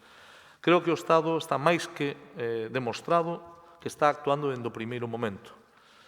Que sería da nosa economía sin todo o plan que desenvolveu o Estado para manter moitas empresas cos créditos ICO ou cos ERTES que fixeron posible o mantemento dunha parte do emprego neste país. Creo que hai que ser xustos e recoñecelo, igual que somos xenerosos a hora de recoñecer o esforzo dos grupos políticos, creo que tamén se debería de recoñecer o esforzo que fixo o goberno que preside Pedro Sánchez e que fixo viable que moitas empresas non caeran, e cando as empresas non caen tampouco cae o tecido productivo do país. Nos consideramos que a Xunta de Galicia tardou bastante máis do que debía e foi moito menos ambiciosa, pero tamén hai que recoñecer que agora está empezando a poñer algunhas líneas de actuación que demandan os diferentes sectores económicos porque as competencias son da propia comunidade autónoma. Animámolos, como non pode ser de outro xeito, a que sigan nesa liña e que incrementen as dotacións, porque precisamente teñen fondos para iso. O papel dos concellos ten que ser o de axudar na medida das súas posibilidades. E coidamos que o noso, o da Coruña, non só está á altura do que se agarda, sino que están os propios representantes políticos, como decía antes, e incluso a fundamentación dunha axuda económica absolutamente excepcional. Hoxe dáse un paso, pero non se dá só un paso neste terreno, tamén se dá un paso no terreo das entidades sociais. No primeiro modificativo, este voceiro anunciou que as propostas dos diferentes grupos serían tidas en conta nun posterior modificativo e que serían tidas en conta na súa meirande parte. Podo entender as críticas a si se foi máis rápido ou se foi máis lento, ou se tardamos máis tarde ou máis cedo en chegar a un acordo. O que creo que é indiscutible é que o que se dixo nese pleno no que se abordou o modificativo número 1 hoxe se plasma nunha realidade. Os convenios nominativos que imos aprobar hoxe neste pleno e que xa foron dictaminados por unanimidade da Comisión de Economía e Facenda recollen na súa meirande parte, por non decir na totalidade, agás, creo que unha única proposta, as suxerencias, propostas que fixeron todos os grupos políticos municipais. Co cal, non só se dá cumprimento o que se dixo, sino que, ademais, en sentido estricto, se ten unha posición xenerosa e favorable a que todas as propostas se alcancen. E esas propostas se alcanzan froito tamén da metodoloxía que se seguiu. Seguiuse unha metodoloxía que vai a permitir que todos e todas seamos capaces de posicionarnos favorablemente, porque ao final o que se puxo por diante foi o interese xeral e as propostas dos diferentes grupos. Un goberno en minoría é un goberno que ten que dialogar. Un goberno en maioría creo que tamén o debe de facer. En minoría, moito máis. Creo que este é un bo exemplo, pero, como decía antes, non sería posible se non houvese tamén unha boa oposición. E neste caso, creo que os méritos non son só do goberno, senón tamén son dos diferentes grupos políticos que fan posible e viable que estes dous modificativos saian adiante. Nada máis e moitas gracias. Moitas grazas. Iniciamos a turno de debate. Señora Faraldo, 6 minutos na primeira. Moitas grazas, señora alcaldesa. Falar do plan de rescate económico e social da cidade é ter unha rara sensación de pobre victoria, non? Porque no que respecta ao Presco, se ben é certo que este Concello foi un dos primeiros en respostar á situación da pandemia do 2020, cun plan de reactivación que puxo sobre a mesa unha boa morea de millóns en axudas directas para facer frente aos efectos económicos e sociais da crise sanitaria, tamén é certo que na súa xestión amosou varios pinchazos. Algunha das liñas creadas non tiveron a demanda que se esperaba, retardo nos pagos nun momento de máxima vulnerabilidade dos pequenos negocios desta cidade, sectores que quedaron fora do rescate, concentración das axudas nos puntos neurálxicos da cidade, etc. Estes fallos, que ben poideran ser xustificados porque, como tantas veces se insistiu, e hoxe aquí se volveu a decir, non había manual sobre medidas para atallar a COVID-19, o que si ensinaban era o camiño para un novo plan de rescate, o 2021. Cabería de esperar que, tras a experiencia do ano anterior, o Presco deste ano fora, canto menos, máis áxil. E a verdade é que é pouco xustificable que estemos hoxe, neste pleno de xullo, aprobando a tramitación do expediente de concesións de créditos e subvencións nominativas do Orzamento 2021 prorrogado do ano 2020. Esta lentitude fará que, como moito, a aplicación do programa se inicie co verán casi rematado e, polo tanto, sexa un plan que se executará no último trimestre do ano. Mentras, aí afora, pechan pequenos negocios que lle daban vida en todos os sentidos a esta cidade, mentras autónomos e autónomas seguen a pasar as canutas esperando unha nova normalidade que se eterniza a causa dos efectos devastadores nas súas economías, mentras decenas de locais ensinan a súa faz máis triste, a da persiana baixada. Por iso é desexable que o novo Presco chegar ali onde máis se necesita, en dúas vías. Os micronegocios non só da zona máis céntrica da cidade, que tamén, sino nos barrios da periferia onde o comercio local máis se resinte, e que os bonos podan ser utilizados tamén polas persoas que máis o necesitan porque se resentiron as súas economías domésticas. Outra asignatura pendente é a búsqueda de fórmulas para a fenda digital e para quen non ten a facilidade de usar medios telemáticos. Agora, só queda mirar para diante, unha vez máis, a tesitura eterna de tirar cara adiante, para causar os menos perxuicios posibles e para salvar en todo o posible a situación na que seguimos a estar. Alegrámonos, en todo caso, da implantación de axudas concretas para a creación artística de artistas da cidade, tan castigados durante o ano pasado. Creación de axudas con axudas concretas que poderán dar pulo á súa actividade. Non queremos deixar de lembrar neste punto o compromiso do anterior director de Área de Cultura, señor Rómulo Sanjurjo, de facer un estudo que mapease a situación dos e das artistas da cidade para ter unha foto orientativa do sector. Vemos que as direccións de área duranlle pouco ao goberno local, pero cabería de esperar que estes compromisos que se acadaron co apoio do sector fosen duradeiros e se confirmasen. En todo caso, xa adianto que imos votar sí no que respecta ao asunto 3 para a aprobación do expediente M2 de créditos e modificativos para o Presco 2021. E no que respecta aos convenios e ao asunto 4, deixo para a miña segunda intervención. Moitas grazas. Moitas grazas, señora Faraldo. Polo Bloque Nacionalista Galego, señor Jorquera. Grazas, señora alcaldesa. O ano pasado, todos os grupos de miras... Perdón, pezo ben.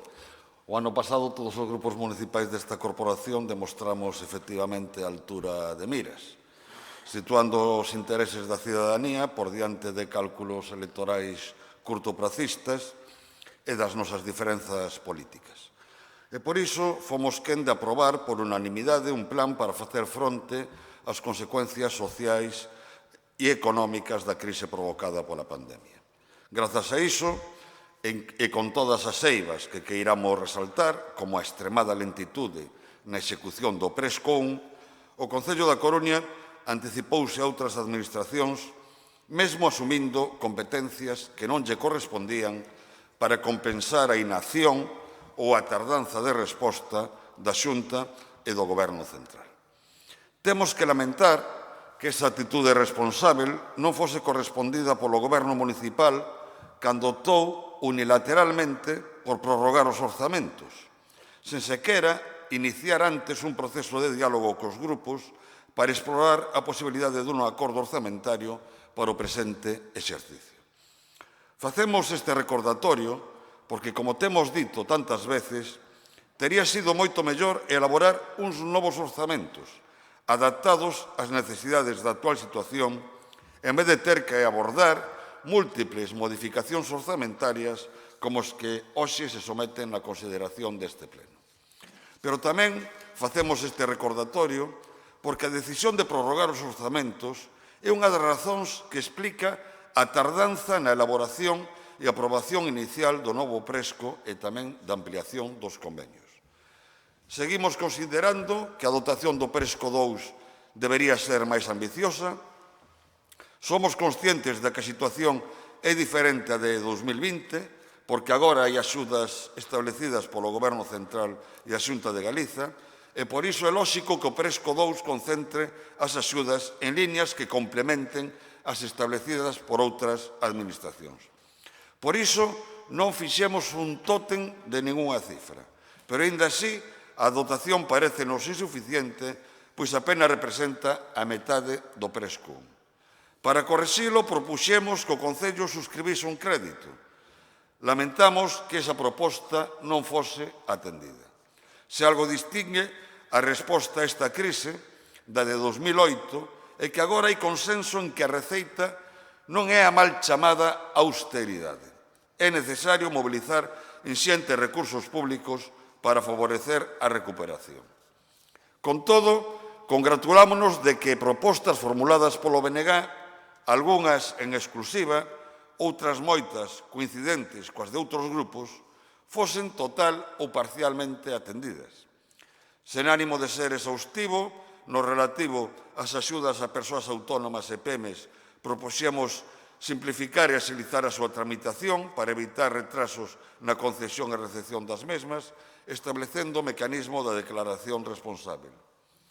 Propuxemos tamén flexibilizar os criterios nas denegacións por impagos á facenda local, evitando a exclusión de solicitantes que tivesen solicitado o adiamento ou o fraccionamento dos pagos.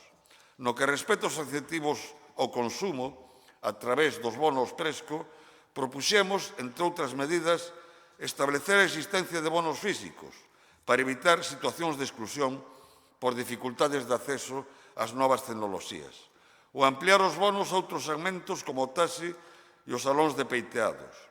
Polo que respecta á cultura, propuxemos estender os bonos cultura a outros consumos culturais alén das librerías, ou que a convocatoria de bolsas de creación artística contemplase tamén as artes escénicas e musicais.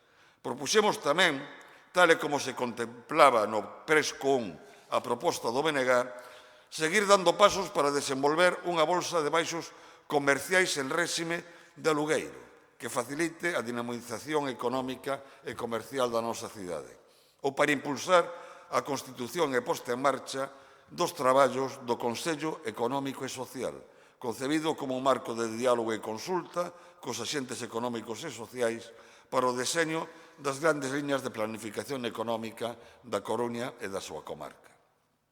Hai propostas que non están incorporadas ao Presco, pero que aínda son suscetíveis de poder desenvolverse se houber vontade política, como algunhas das que formulamos destinadas á cultura seriamente castigada por esta crise.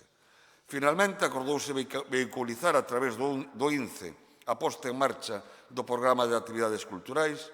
Preocúpanos que esta decisión coincida coa de financiar parte do Presco con remanente do INCE, pois iso pode eivar a programación cultural, mas en calquera caso pensamos que é indispensable que na programación cultural se conte de xeito preferente cos axentes da cultura local. Queremos que esta programación debe ir acompañada de medidas específicas para asegurar o mantemento das salas de concertos e locais de actuacións musicais en vivo, como a integración dos mesmos a través de acordos cos locais na programación cultural, contemplando ademais de actividades presenciais a programación en streaming, do mesmo xeito que consideramos que se debe dar cumprimento á moción aprobada no pleno ordinario de novembro de 2020. Na segunda intervención farei algunhas consideracións a respecto do expediente M3 relativo aos convenios, mas en conclusión lamentamos a tardanza na elaboración do Presco 2, pero hai un refrán que di vale máis tarde que nunca, e lamentamos que a proposta que se somete a aprobación non sexa máis ambiciosa, pero é mellor un Presco insuficiente que un Presco inexistente. Por estas razóns, o BNG vai votar a favor do expediente M2. Moitas grazas, señor Jorquera. Turno para a Marea Atlántica, señora García. Sí, moi bo día a todos e a todas, a todas as persoas que van seguindo o pleno dende o streaming, aos compañeros e compañeras de corporación e ao funcionariado que nos está axudando a realizar este pleno. Quero saudar tamén a familia e achegados de Samuel, os temos moi presentes e a todas as persoas que sufren discriminación ou violencia por cuestións de identidade sexual. A pandemia situounos a toda a sociedade diante de tarefas, a nós tamén, representantes políticos, cargos públicos, que estamos aquí para mirar polo benestar das persoas. E a primeira tarefa que nos encomendou foi pilotar as administracións fortes, administracións áxiles, que estiveran á altura das circunstancias e que puderan rescatar aquelas persoas que o estaban pasando mal por motivos sanitarios, pero tamén por motivos económicos e sociais.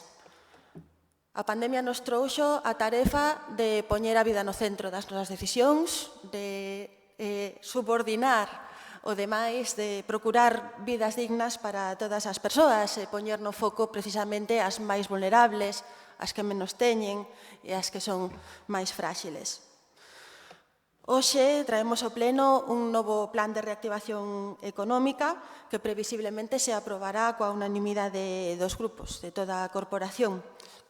Unha unanimidade, hai que dicilo, que se acadou bastante rápido, unha vez que o Goberno municipal decidiu abrir as negociacións, pero, bueno, hai que dicir aquí que tamén que as abriu tarde. Estamos en xullo e a verdade é que este plan podía ter chegado moitísimo antes.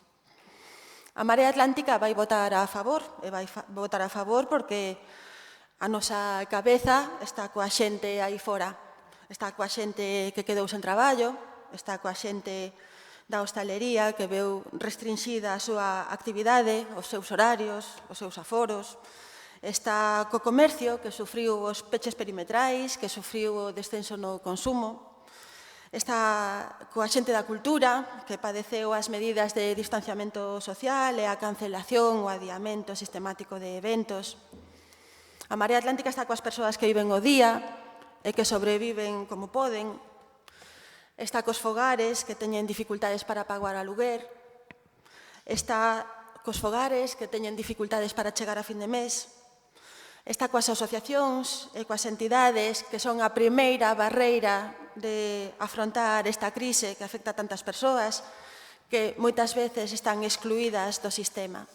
E por iso votaremos a favor, porque, sen dúbida, este plan é mellor que ningún plan.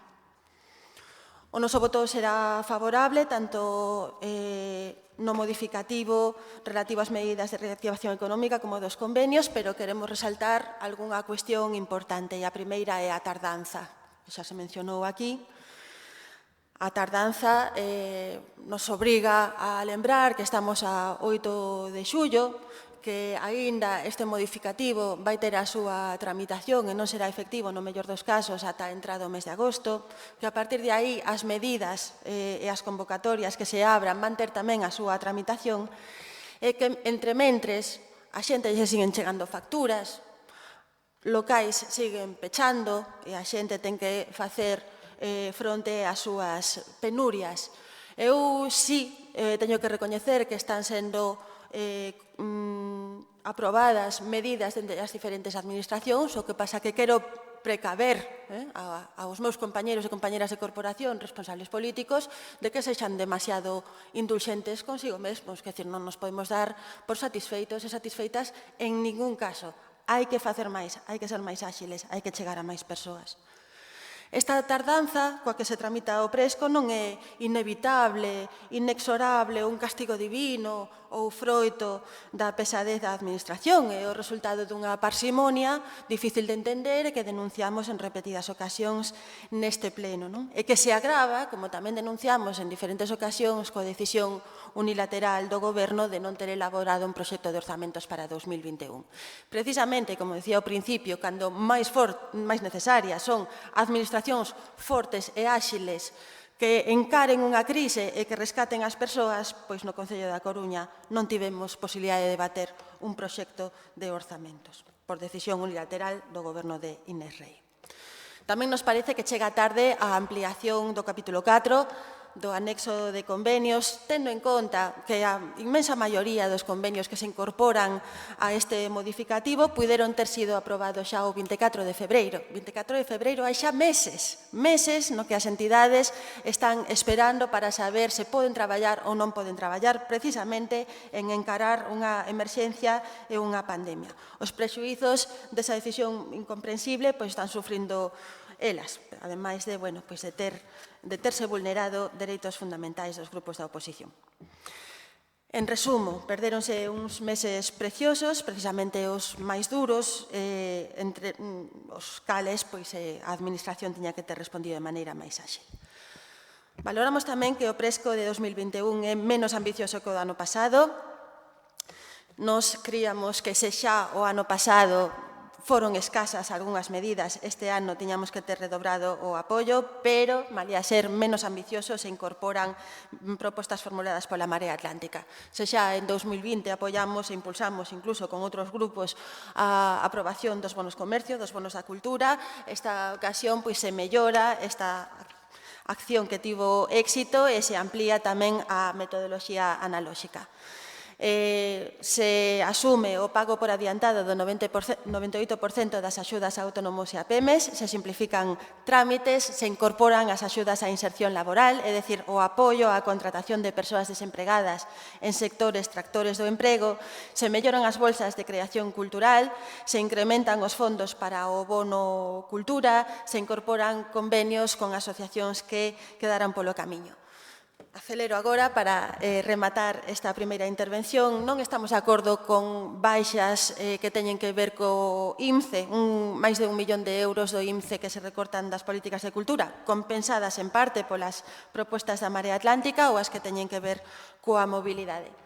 E quedan fora medidas que consideramos necesarias, como eran as medidas de impulso do dereito á vivenda, que sigue sendo unha gran lagoa nas políticas municipais, o reforzo do servizo de axuda no fogar para persoas precisamente que demostraron a súa fragilidade nesta pandemia, os convenios para protexer a saúde mental, que é tamén unha carencia que están demostrando as diferentes administracións, o apoio á economía social e xa remato as medidas destinadas a pechar a fenda digital que están derivando nunha maior desigualdade. Pero tamén queremos decir o que aínda non foi, oxalá este tipo de medidas que quedaron fora podan ser no futuro. Moitas gracias. Paro aquí. Moitas grazas, señora García. Turno para o Partido Popular, señora Gallego. Sí, muchas gracias. Bueno, ningún gobierno de ningún tipo y ninguna corporación vive una crisis sanitaria y económica como la que estamos viviendo. Entonces, bueno, yo creo que todas las administraciones tienen que arrimar el hombro y todas las administraciones en un momento extraordinario tienen que tomar medidas extraordinarias y estar a la altura. Pero bueno, por fin, 8 de julio, vamos a aprobar inicialmente y por unanimidad el Presco famoso y los convenios que no han querido aprobar en el pleno del 24 de febrero ilegalmente, negándose la alcaldesa a votar enmiendas presentadas por los grupos y que además se va a demostrar que eran totalmente viables, hablaré después de eso. Ambos modificativos, son dos expedientes de modificación del presupuesto, entrarán en vigor si no hay alegaciones a principio de agosto, si eso sí se dan prisa para publicarlos en el BOP. Ahora lo que hay que hacer es agilizar los trámites y que se reciban las ayudas cuanto antes. El motivo de este retraso no es otro que la decisión unilateral de la alcaldesa y del Gobierno municipal de prorrogar el presupuesto, una decisión unilateral y desafortunada a pesar de recibir el apoyo de toda la oposición. Todos le hemos tenido la mano para elaborar uno adaptado a la pandemia con la excusa de que íbamos a tener un presupuesto de más de 300 millones de euros. Entonces, no entiendo muy bien la queja de que pidamos más fondos para el Presco. Pero bueno, es momento de llegar a acuerdos, de que los coruñeses que durante este año y medio lo han pasado mal y lo que queda, porque lo siguen pasando mal mucha gente, sientan que la corporación está a su lado, que los sectores que han sufrido y sufren especialmente esta crisis sientan que estamos con ellos y que haremos lo posible y lo imposible por ayudarles y que vean unanimidad. Yo creo que es importante. Por eso vamos a votar a favor y porque más vale tarde que nunca y más vale poco que nada.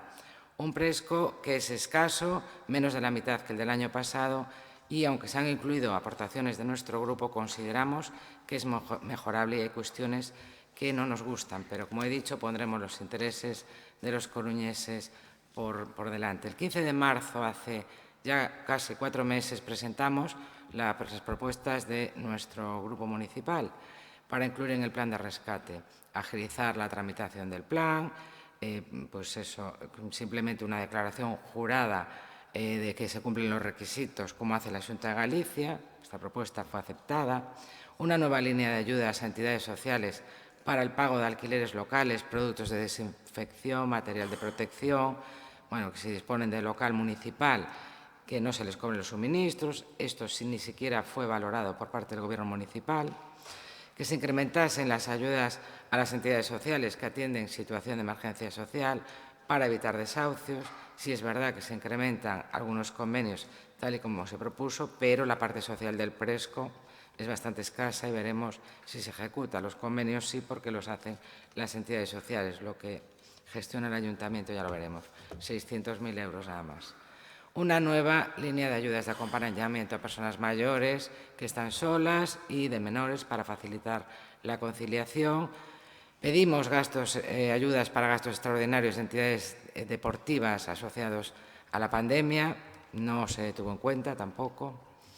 Y en lo referente a autónomos y pymes, sí que solicitamos abordar más rebajas fiscales. Para nada, esto ya ni lo negociaron, ni de esto se habló. Esperemos que cuando se negocien las ordenanzas fiscales, si es que tienen a bien, se puedan abordar rebajas fiscales. No puede ser que los negocios estén cerrados o hayan estado cerrados o con restricciones y en condiciones limitadas y que sus ingresos sean para pagar impuestos y tasas. Llevamos tiempo diciendo que ingresos cero, impuestos cero. Lo que ha hecho el Gobierno municipal en 2020 es subir el IBI un 3% y aumentar la recaudación de impuestos directos con respecto a 2019 en 3 millones. Pedimos crear un bono nuevo para la hostelería, un bono 15. Bueno, se hizo algo parecido que agradecemos, mantener los bonos de comercio y cultura, incrementar las ayudas para pago de alquileres y cuotas de autónomos. Muchos trabajan solamente para pagar el alquiler sin llevarse un euro a su casa. Queríamos que el límite de las ayudas por autónomo fuese de 3.000 euros, como permite la ley, no de 2.000. Nos quedamos solos en esta petición. Nueva línea para peluquerías, a las que el Estado se niega a rebajar el IVA, como llevan solicitando hace tiempo. Incluso se ha votado en el Senado y la presidenta del Senado anunció la votación, ejemplo de democracia, como pasó aquí con las enmiendas en el pleno del 24 de febrero con los convenios. Pero sí hemos conseguido también que no se estigmatice a los autónomos con carteles anunciando que han recibido ayudas para pagar alquileres o cuotas. Bueno, en cuanto a los convenios, propusimos un incremento de casi 500.000 euros destinados a entidades sociales, culturales, de comercio, de empleo, deportivas. Los mismos que en febrero, que el 24 de febrero, y con la misma propuesta de financiación. Dinero del INCE para fiestas que no ejecutaron, fiestas que nos hicieron. El único convenio que han decidido excluir es el de la Federación de Padres de Alumnos de la Enseñanza Concertada, 20.000 euros. No por la cantidad, sino porque no lo vemos, como dijo el portavoz socialista, es decir, motivos ideológicos. Que el Partido Socialista está en contra de la enseñanza concertada, ya lo dijo la ley, cela la doble moral socialista, empezando por la ministra, y luego escolarizan a sus hijos en colegios concertados, incluso religiosos. No todos los padres de los niños que van a la concertada son ricos, y en este momento muchos se han visto afectados por la crisis, eso se lo garantizo. Es el único convenio, 20.000 euros, sobre más de 2 millones de euros que han dejado fuera. Eso sí, aprueban un convenio de 30.000 euros para UGT, sindicato ligado históricamente al Partido Socialista, que casualmente hoy convoca una reunión para sus afiliados en la otra punta de la ciudad para que no acudan a la concentración de hoy de María Pita, y el resto de los grupos de la oposición callados. A tragar. Nosotros nos parece totalmente indecente. También lamentable que el dinero para el convenio con las asociaciones, con la FUC en este caso, de comercio, se lo quiten al comercio. sea, de dinamización comercial retiro 120.000 euros para dárselo a la Federación de Asociación de Comercios para que haga mi trabajo. Bueno, el saldo queda a cero, finalmente. En un momento como el actual y con lo que ha sufrido y sufre el comercio en este momento, debería hacerse un mayor esfuerzo. El resto de la financiación sale del remanente del Ayuntamiento, del Consorcio de la Música, del de Turismo y del INCE. Nos ha molestado mucho. El INCE, por cierto, después de haber rechazado nuestra propuesta 5 meses después y era la mitad. No se mataron mucho en buscar financiación, teniendo en cuenta el grado de ejecución del presupuesto. Llevan gastados 93 millones de euros de 293. Tienen 200 millones sin tocar pasada la mitad del año. En inversiones, no digamos, han ejecutado el 8%. El 8% en 6 meses. Obligaciones reconocidas, datos que nos han presentado están en el expediente, por importe de 4 millones sobre un presupuesto total de 48, ya que las inversiones que no realizaron y no ejecutaron el año pasado se incorporaron al presupuesto prorrogado. Le sobra dinero, podía haber sido más ambicioso. Gracias. Moitas grazas, señora Gallego. Señor Lajetuñas, nesta primeira quenda. Grazas, señora alcaldesa, e gracias a todos os voceiros, as voceiras. Non? Creo que un debate como o que se está producindo é un debate que entra dentro do razoable, non? Onde os diferentes grupos poñen de manifesto aquilo que lles parece máis destacado. A mí me parece que é un bon momento tamén para recordar que o novo plan se centra fundamentalmente en 2 eixos, un de carácter social e outro económico. Quero recordar que no primeiro caso destinamos máis de 600.000 euros, que hai que incorporarlle xa un adianto que fixemos do propio Presco no modificativo 1, creo que ademais co acordo de todos os grupos, dado que había unha serie de convenios con entidades sociais que permitían seguir na liña do xa aprobado no ano anterior. Non? Todos entendíamos que se estaba traballando na boa dirección, que iso era urxente e por iso se abordou no modificativo 1. Co Presco se suplementan en 300.000 euros os fondos para a renda social municipal e as axudas de emerxencia. E dotamos con 150.000 euros máis os programas de canguraxe e de acompañamento a persoas maiores, tamén con 150.000. Non?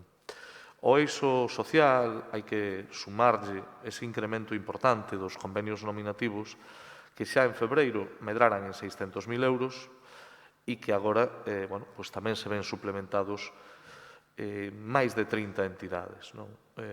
Creo que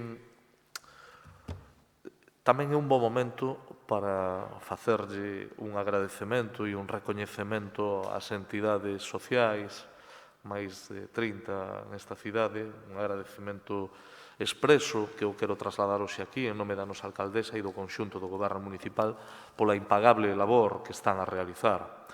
Creo que é un bon momento porque, ademais, todo o que sea investir nas persoas, investir na política social, pois é traballar por unha cidade máis xusta e solidaria e creo que eso non o debemos de perder nunca de vista. A lo menos, dentro dos gobernos socialistas, sempre se procura que eso sexa así, é unha seña de identidade e nos alegra, ademais, que eso sexa compartido, neste caso, polo conxunto da corporación, cos acordos aos que chegamos no día de hoxe. No eixo económico, destínanse 4 millóns de euros a axudas directas de ata 2.000 euros a autónomos e micropymes, axudas que, ademais, van a ser simplificadas na súa tramitación, unha tramitación que se fará a través dunha declaración responsable, o cal deberá permitir acortar os tempos. Dende setembro, cando remate a vixencia do Plan de Incentivos ao Comercio, que agora mesmo está a desenvolver a Xunta de Galicia, entrará en vigor o novo plan do Concello.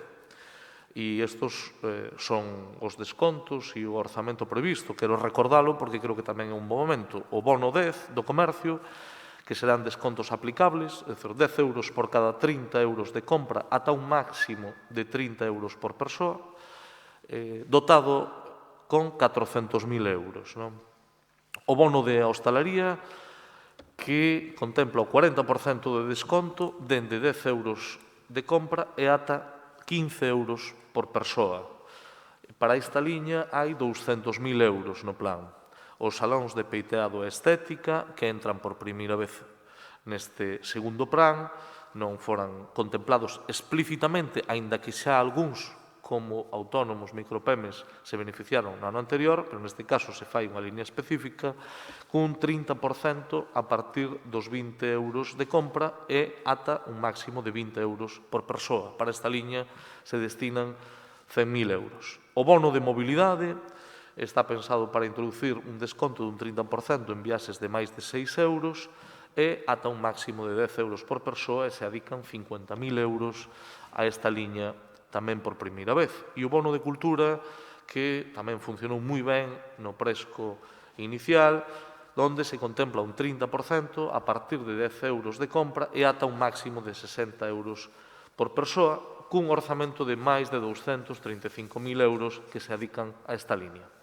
Bueno, destas liñas beneficiaránse todos os pequenos negocios da cidade, na súa meirande parte, como xa aconteceu ano pasado, e tamén se van a beneficiar milleiros de coruñeses e de coruñesas que poderán facer as súas compras con importantes descontos. Tamén o apoio ás industrias culturais, máis alá dos bonos aos que facíamos referencia, este ano imos a destinar 120.000 euros a un novo programa de becas para a creación artística, non? E, ademais, se porá en marcha unha intensa programación con cargo INCE nos vindeiros meses para respaldar os creadores locais. Quero recordar que tamén se aposta pola formación, con novos itinerarios, a través de cursos formativos, e que se introduce 250.000 euros para promover a creación de emprego e inserción laboral. Se poderán dar ata 100 axudas que permitan a creación desos empregos cunha cuantía de ata 2.500 euros cada vez que se cree un novo emprego. Non é un tema menor, temos pendente a creación do Consello Económico e Social, que é un compromiso que se estableceu neste pleno e no pasado presco, terá que producirse neste ano 2021, e tamén o mantemento do mapping de locais baleiros en aluguer, que é un primeiro paso para poñer sobre a mesa un asunto que nos debe de preocupar a todos, cos cambios de modelo que existen en torno ao comercio e que, digamos, se veu acelerado ese cambio de modelo por todo o que sucedeu durante a pandemia e o estado de alarma. Hai unha realidade na cidade onde cada vez hai máis locais baleiros e por eso se fixo xa un estudio inicial e se vai a seguir traballando nesa dirección. Fan falta moitas máis iniciativas, como non pode ser de outro xeito, pero desde logo é importante. Poderíamos destinar máis recursos? Pois nunca é suficiente todo o que se fai, pero desde logo creo que estamos diante dun plan absolutamente excepcional, onde creo que, co paso do tempo, valoraremos e o valoraremos todos. Mais alá das críticas puntuais, o Goberno cree que a metodoloxía que se sigue para un plan absolutamente excepcional é axeitado. Creo que o resultado de 2 anos chegando a acordos con todos os grupos políticos municipais algo indica. O dixen ao comenzo na miña intervención inicial e o digo agora. Cando todos os grupos políticos son capaces de poñerse de acordo nunha mesma dirección, cabe a crítica, sen dúbida, e aquí se fixeron, se escoitan e se respetan, aínda que non se compartan. Pero, desde logo, hai un valor superior, e o valor superior é destinar máis de 20 millóns de euros a 2 plans de reactivación. Sacando Madrid e Barcelona, non hai ningunha outra cidade en España que dedicara tantos recursos propios a un plan de reactivación económica e social. Sintámonos orgullosos todos e todas e deixemos o regate corto para outros momentos e a disputa política para outros momentos, porque creo que por riba de todo está o esforzo colectivo no que ten moito mérito a oposición e seguramente algún tamén terá o Goberno. Nada máis e moitas grazas. Grazas, señor Laje. Última quenda de debate de 4 minutos. Señora Faraldo, ten a palabra. Grazas, señora alcaldesa. Comezo adiantando o noso voto favorable porque a lentitude coa que nos movimos nestes asuntos exixe agora premura na resposta. Ben é certo que para unha recén aterrizada como a min, pois, despois de asistir ás diferentes mesas, chamaban a atención principalmente os tixeretazos, non? Que se fixeron con algunhas solicitudes. Quito aquí, poño ali, movo pa aquí, movo pa lá. Vou a poñer dous exemplos.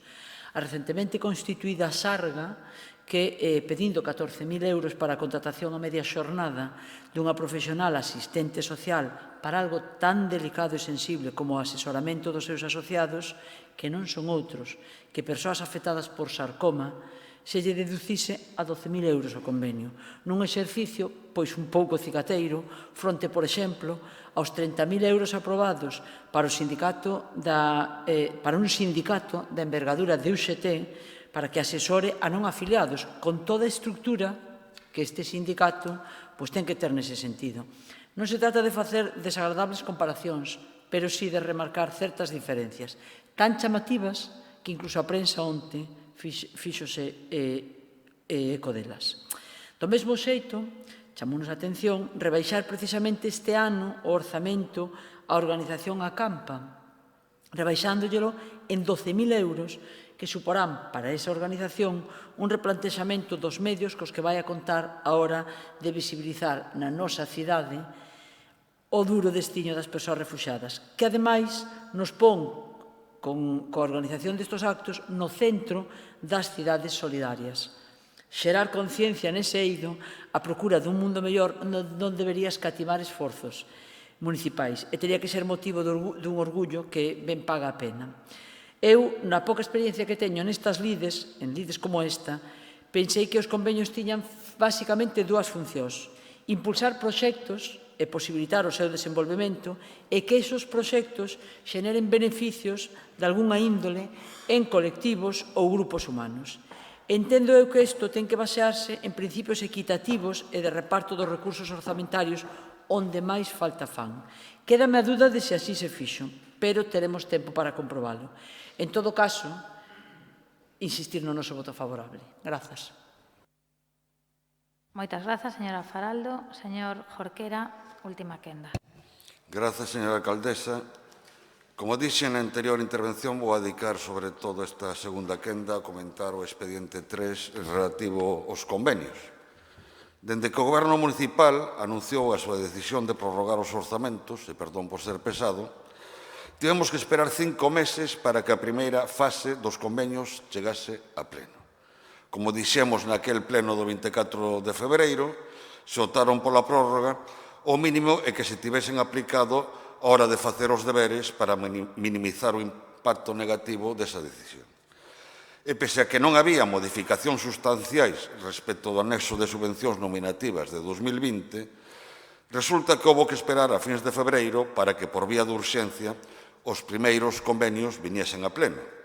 Naquel pleno, pese a que aquela modificación chegaba tarde, mal e a rastro, votamos a favor para non causar un prexuízo ás entidades, pero urximos ao Goberno a que se abordase o antes posible un novo modificativo para ampliar os convenios, incrementando recursos e incorporando a máis entidades.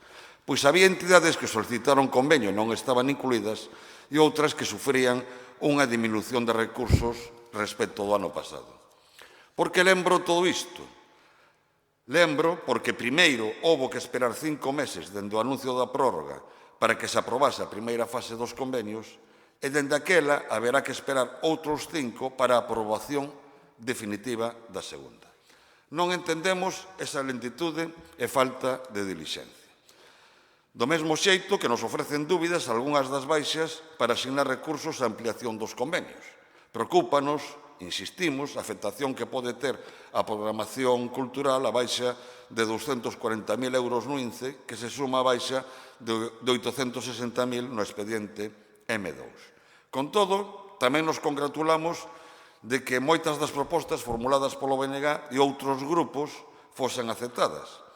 Neste caso concreto non as vou enumerar por unha razón moi sinxela, por respeto ás entidades.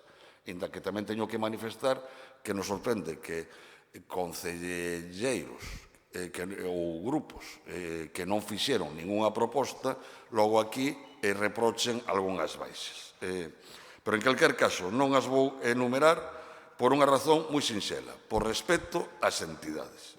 Todas as entidades merecen os respeto e os criterios para a súa inclusión no anexo de subvencións nominativas deben de ser xustos e equitativos, atendendo obxectivamente a importancia e a significación social do labor que as entidades desenvolven e a importancia e a significación social dos programas e actividades a conveniar. Por iso, creo que mal faríamos os grupos se a hora de negociar o anexo de subvencións nominativas asumísemos o rol de conseguidores ou de primos de Zumosol.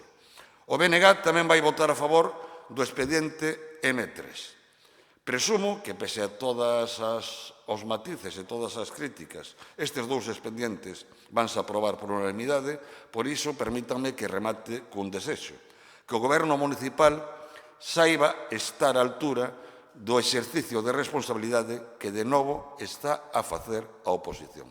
Moitas grazas. Moitas grazas, señor Jorquera. La Marea Atlántica, señora García. Sí, gracias. A Marea Atlántica tamén vai votar a favor da ampliación do anexo de convenios por dous motivos. E que o primeiro foi que, dende o principio, consideramos que polas especiais circunstancias deste ano e a situación de emerxencia, de necesidade na rúa, o esforzo do Concello tiña que ser maior no anexo de convenios e porque todas as propostas da Marea Atlántica que xa se presentaran no pleno de febreiro están incluídas na proposta de acordo que se trae hoxe a pleno. En resumo, a Marea Atlántica votará a favor destes dous modificativos con esas dúas salvedades. Poderían ter chegado moitísimo antes, sobre todo contando con que non houbo uns orzamentos de crise, porque mellor este plan que ningún plan, pero que debería ser máis ambicioso. A experiencia amosa que cando o Goberno se abre a negociar, a Marea Atlántica responde. E podemos ser críticos, creo que o noso deber tamén selo e denunciar cuestións que non funcionan ben, pero a Marea Atlántica nunca secuestrou e nunca vai secuestrar o interese xeral.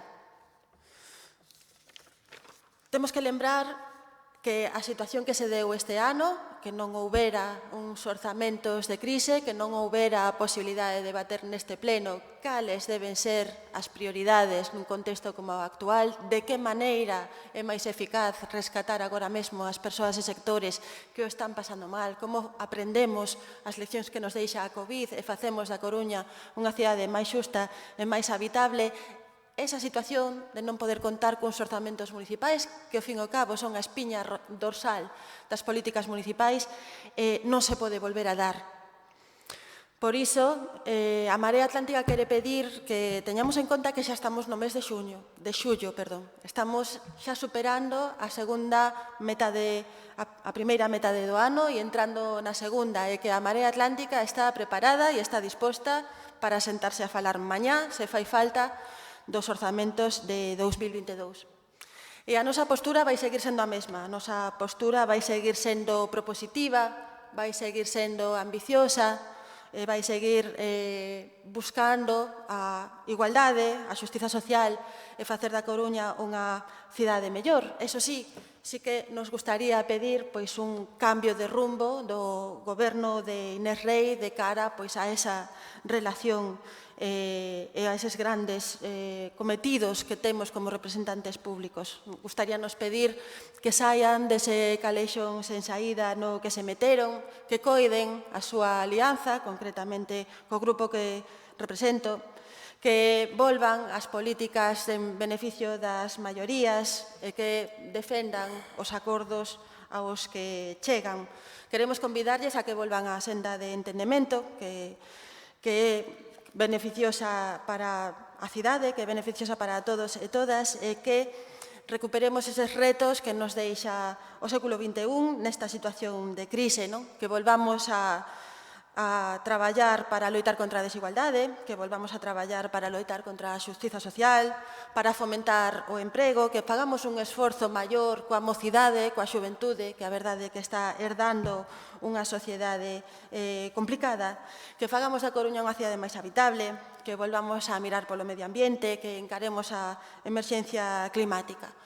Nos, dende a Marea Atlántica, como facemos hoxe, estamos dispostos a votar unha man, como sempre, en aras do interese xeral. Moitas gracias. Moitas grazas, señora García, polo Partido Popular, señora Gallego. Sí, muchas gracias. Bueno, dicen que salvo Madrid y Barcelona, pues nadie ha dado tantos fondos, que fuimos el primer ayuntamiento a aprobar las ayudas. Pues no es cierto, no hay que ir muy lejos. Luego las aprobó antes, nada más empezar la pandemia, y Arteixo también. Y claro, comparar el presupuesto de Coruña con el de Arteixo, por ejemplo, pues no tiene mucha lógica. Dicen también que el ayuntamiento no tiene competencias para aprobar ayudas para los coruñeses, que debe ser la Xunta la que lo haga. Y la Xunta ya lo hizo desde el minuto 1. Ya empezó con los préstamos ICO al principio de todo. La Xunta tiene 11.000 millones de euros de presupuesto, claro, y con eso paga la sanidad, paga la educación, paga cantidad de servicios, y tienen un destino, que el gasto sanitario durante la pandemia, en fin, no es que el Gobierno del Estado haya ayudado precisamente. Pero bueno, ¿será que el Ayuntamiento tiene competencias en universidades? Lo digo porque la cuarta parte de los fondos de los convenios se va para la universidad, más de medio millón de euros, además de los contratos que firman, por ejemplo, el de la ordenanza del gallego, por 18.000 euros para contradecir el informe de la asesoría jurídica del secretario municipal. Pero bueno, el Estado pretendía quedarse con los remanentes, los ahorros de las entidades locales, no ha dado ni un euro de fondos europeos, ni un euro de fondo COVID, y pretende ahora que los ayuntamientos le devuelvan 3.000 millones de euros. Sánchez ya no sabe qué hacer para asfixiar a los ayuntamientos y de dónde sacar dinero. Pero es que además solamente a la Xunta del Estado de fondos COVID le transfirió 828 millones menos de lo que le corresponderían según el sistema de financiación, que esos millones han ido a otras comunidades autónomas, más los 200 del IVA de 2017 que le debe y otros 170 por incentivos fiscales de los años 2017 y 2018. Pero aún así, la Xunta ya ha movilizado, aparte de préstamos del IGAPE, que antes dije ICO, de préstamos del IGAPE, etcétera, ha movilizado más de 600 millones en 3 planes de rescate con ayudas directas a la hostelería especialmente y a los autónomos en general, al ocio nocturno, agencias de viajes, etcétera. El bono comercio, que sí que es verdad que se puso más tarde, pero hubo un monoturismo, bueno, que hubo cantidad de ayudas, que usted lo sabe bien, señor Laje, que ya lo comenta muchas veces. Un ayuntamiento como Coruña en este momento no tiene nada más importante que hacer que la reactivación económica, y para eso es fundamental poner en marcha ayudas y bajar impuestos. Y trabajar día y noche las horas que haga falta. No podemos esperar a que sigan cerrando los negocios. Ahora hay mucha gente en ERTE, que usted lo comentaba antes, pero no podemos consentir que los ERTE se conviertan en ERES. Hay más de 1.000 locales cerrados. Da pena pasear por la calle Real o por San Andrés, no digamos ya ir a otros barrios. La cantidad de locales vacíos que hay que poner remedio, no pongan más excusas. Y ahora hay que aprobar las bases y pagar las ayudas. Que no suceda como sucedió el año pasado. No nos gusta cómo se ha tramitado el expediente, con falta de información, con escasa financiación, con recortes en comercio. No estamos de acuerdo, como dije antes, con dar de baja 120.000 euros de dinamización comercial. Nos hubiese gustado que la financiación saliese de otras partidas, que se hubiese aplicado los dividendos de Malsa, 2 millones de euros, publicidad, externalizaciones. Dan de baja 1 millón de euros del INCE, que es el doble de lo que nosotros pedíamos en nuestra enmienda del mes de febrero. Resulta que ahora sobra más dinero que en el mes de febrero. Eso sí que es bastante extraño, porque en teoría se tendría que haber gastado algo más. Bueno, nuestra enmienda era perfectamente viable y fue un capricho político de la alcaldesa que no se aceptase su tramitación. En la propuesta de convenio se incluyen, como dije antes, todos los propuestos por nuestro grupo, con lo cual no tenemos tampoco ningún inconveniente. Sí criticar el de, y lo vuelvo a repetir porque nos parece gravísimo que además haga por motivos ideológicos, el único convenio que se excluye es el de la Federación de Padres de Alumnos de la Concertada, y lo que pedimos es máxima agilidad, solicitar que los beneficiarios puedan solicitar y cobrar las ayudas ya, lo antes posible, Coincide que el plazo va a ser en verano, en el mes de agosto, si son ágiles en publicar, pero denle la publicidad debida y necesaria, porque es que si no, encima, claro, un mes que es prácticamente inhábil, pues es difícil que se vaya a solicitar. Bueno, pues simplemente el retraso no se puede achacar a los grupos. Se tardó en dar documentación, se tardó en empezar la negociación. El Gobierno municipal decidió unilateralmente prorrogar el presupuesto. Esto ya se ha comentado aquí. Lo lamentamos. Es un plan escaso, pero bueno, más vale tarde que nunca y más vale poco que nada. Pónganlo en marcha ya y nada más. Votaremos a favor. Moitas grazas, señora Gallego. Pecha este debate, señor Lajetuñas, 4 minutos. Bueno, moitas gracias, señora alcaldesa. Señora Gallego, eu entendo que a veces un métese no papel e cree que ten que ser sempre crítico e hai días que non é necesario. Quer dizer, pode seguir vostede ostentando, digamos, a xefatura da oposición con unha crítica mordaz e coa dureza que vostede considere, pero creo que hoxe non sei. Mais ben, semellaba que vostede fora a delegada do conselleiro de Facenda, do señor Valeriano. Incluso me daba a impresión de que estaba reivindicando ser delegada da Xunta na Coruña, emulando a súa compañeira Marta Fernández Tapias. Como Feijóo creou unha delegación explícita solo para Vigo e non para a provincia de Pontevedra, o millor para que o señor Trénor non se ocupe da cidade, que últimamente vémolo moito, ao mellor está facendo vostede unha maniobra preventiva. Eu aí non me meto, pero en calquera caso, na defensa da Xunta, dígolle que vostede o fai ben na defensa da Xunta. Da Coruña se é outro conto. Porque quero recordarlle que o goberno de Pedro Sánchez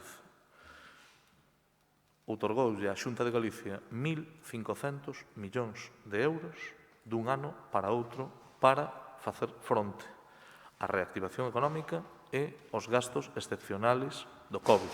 Ninguén o cuestiona, porque as autonomías son Estado. E esa é a lealdade institucional e iso é como concebimos os socialistas o Estado, que é un Estado cunha gobernanza multinivel, un Estado que o Estado as autonomías, onde quen se ocupa das competencias exclusivas de sanidade é a comunidade autónoma e, polo tanto, hai que dotala de fondos. Non nos verá a nos poñendo ningún atranco, todo o contrario, a financiación autonómica que se precisa para a sanidade pública. Sen dúbida ninguna, sen dúbida ninguna. Agora, para a sanidade sí, para a reactivación económica, a ver se se vai vendo, porque a Xunta ten competencias na materia e teñen que ser os concellos, é dicir, este concello arbitra axudas tamén a través do Consorcio de Turismo para as axencias, por exemplo, estamos a falar das axencias de viaxes, ou para as salas de cultura, creo que lle correspondería á comunidade autónoma, a propia Diputación Provincial para as axencias de viaxes, e estamos a falar todo de competencias autonómicas para as cales recibiron fondos. Quen paga a factura COVID do Concello da Coruña? A Xunta de Galicia, a día de hoxe, aportoulle a este Concello, señora Gallego, mire para min, así, cero. É dicir, Concello da Coruña, cero. O sea que se vostede é a delegada da Xunta na Coruña impéctore, dígolle un pouco de, a parte da prédica, un pouco de trigo. Que, oiga, a mí non me parece mal, que a nomen delegada da Xunta na Coruña, que con isto que fomos capaces de acordar cousas, seguramente tamén, ao mellor, conseguimos que paguen a débeda que teñen ca Orquesta Sinfónica, que a débeda histórica que teñen con esta cidade comecen a saldar, sin problema, sin problema. En calquera caso, decirlle que recortes o comercio, non. Vostede propoñía 90.000 euros para as asociacións do comercio. E o que puxo sobre a mesa este goberno foron 120.000 para darlle a FUC. Non sei por que lle parece mal. En calquera caso, quero incidir en dous asuntos. Un, señor Jorquera, non é lentitude. Eu entendo que vostede ten que facer crítica. É sumar a lo menos 14. E xa sabe que a señora Gallego fala do futuro bipartito, pero aínda estamos no mandato 2019-2023. Polo tanto, non podemos estar na política ficción, temos que estar na política realista, e para a política realista e para que saian os acordos, como mínimo, ten que chegar a 14. Despois de 14 para diante, todo é benvido, pero se non chegamos a 14, os acordos non saen. Sei que o sabe, pero non é un problema de lentitude, é un problema de que as cousas saen cando somos capaces de poñernos de acordo ou sumando 14 ou entre todos. Non vexo máis posibilidades. Ollo, eu agradezco moito a actitude constructiva que vostede ten. E, señora García, evidentemente a todos nos gustaría ser máis ambiciosos, pero eu quero quedarme con algo que me parece importante. O ofrecemento que acaba de vostede facer hoxe aquí, en nome da Marea Atlántica, teño que decir que nas últimas propostas que se trasladaron e que se puseron sobre a mesa foi posible entenderse, non só lle quero recoñecer a posición constructiva que tiveron e que fixo posible xa que saíran algúns acordos ao longo do mandato, sino que se vostede dice que están preparados para falar dos orzamentos do 2022, recollemos o guante, como non pode ser de outro xeito, alégrame moito que poñan por diante o interese xeral e a disposición do goberno, como non pode ser de outro xeito, é a negociar todo o que faga posible que este Concello avance. Por lo tanto, temos moito camiño por andar.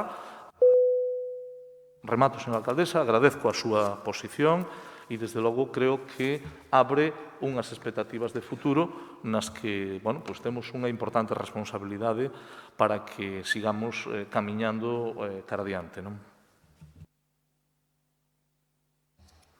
Ben, moitas grazas, señor Laje. Remata aquí o debate. Procedemos á votación por separado dos puntos 3 e 4. Asunto número 3, votos a favor. Moitas grazas, queda aprobado por unanimidade. Asunto número 4, votos a favor. Moitas grazas, queda aprobado por unanimidade. Neste punto quero intervir para felicitar a todos os grupos municipais, darlles as grazas por, unha vez máis, ter estado todos á altura do que a cidadanía espera de nós coa aprobación deste presco. Sei que foron meses de intenso debate. Quero agradecer o traballo e a encomenda que lle fixen ao concelleiro de Facenda, pero tamén, por suposto, a todos os grupos da oposición que coas súas aportacións e propostas sempre en positivo contribúen a mellorar este plan e contribúen cos seus votos a que saia adelante. Creo que era o que os cidadáns agardan de nós nestes asuntos nun momento clave para a reactivación económica. Con posterioridade á crise sanitaria que vivimos e que seguimos a vivir, e así, da conta da que falaba a señora Gallego, que eu si afago, xa serían 114 asuntos, dos cuales 46 por unanimidade. Non me vou poñer méritos a min mesma, pero non teño ningún problema en dárllelos á oposición municipal, así que lles agradezo a todos os grupos da oposición tamén o seu traballo e, como digo, as súas propostas sempre en positivo e que contribúen a que estes asuntos saian adiante. Neste punto, sendo as 12:20, imos facer unha parada para ventilar de 15 minutos. Retomamos a sesión ás 12:35. Moitas grazas.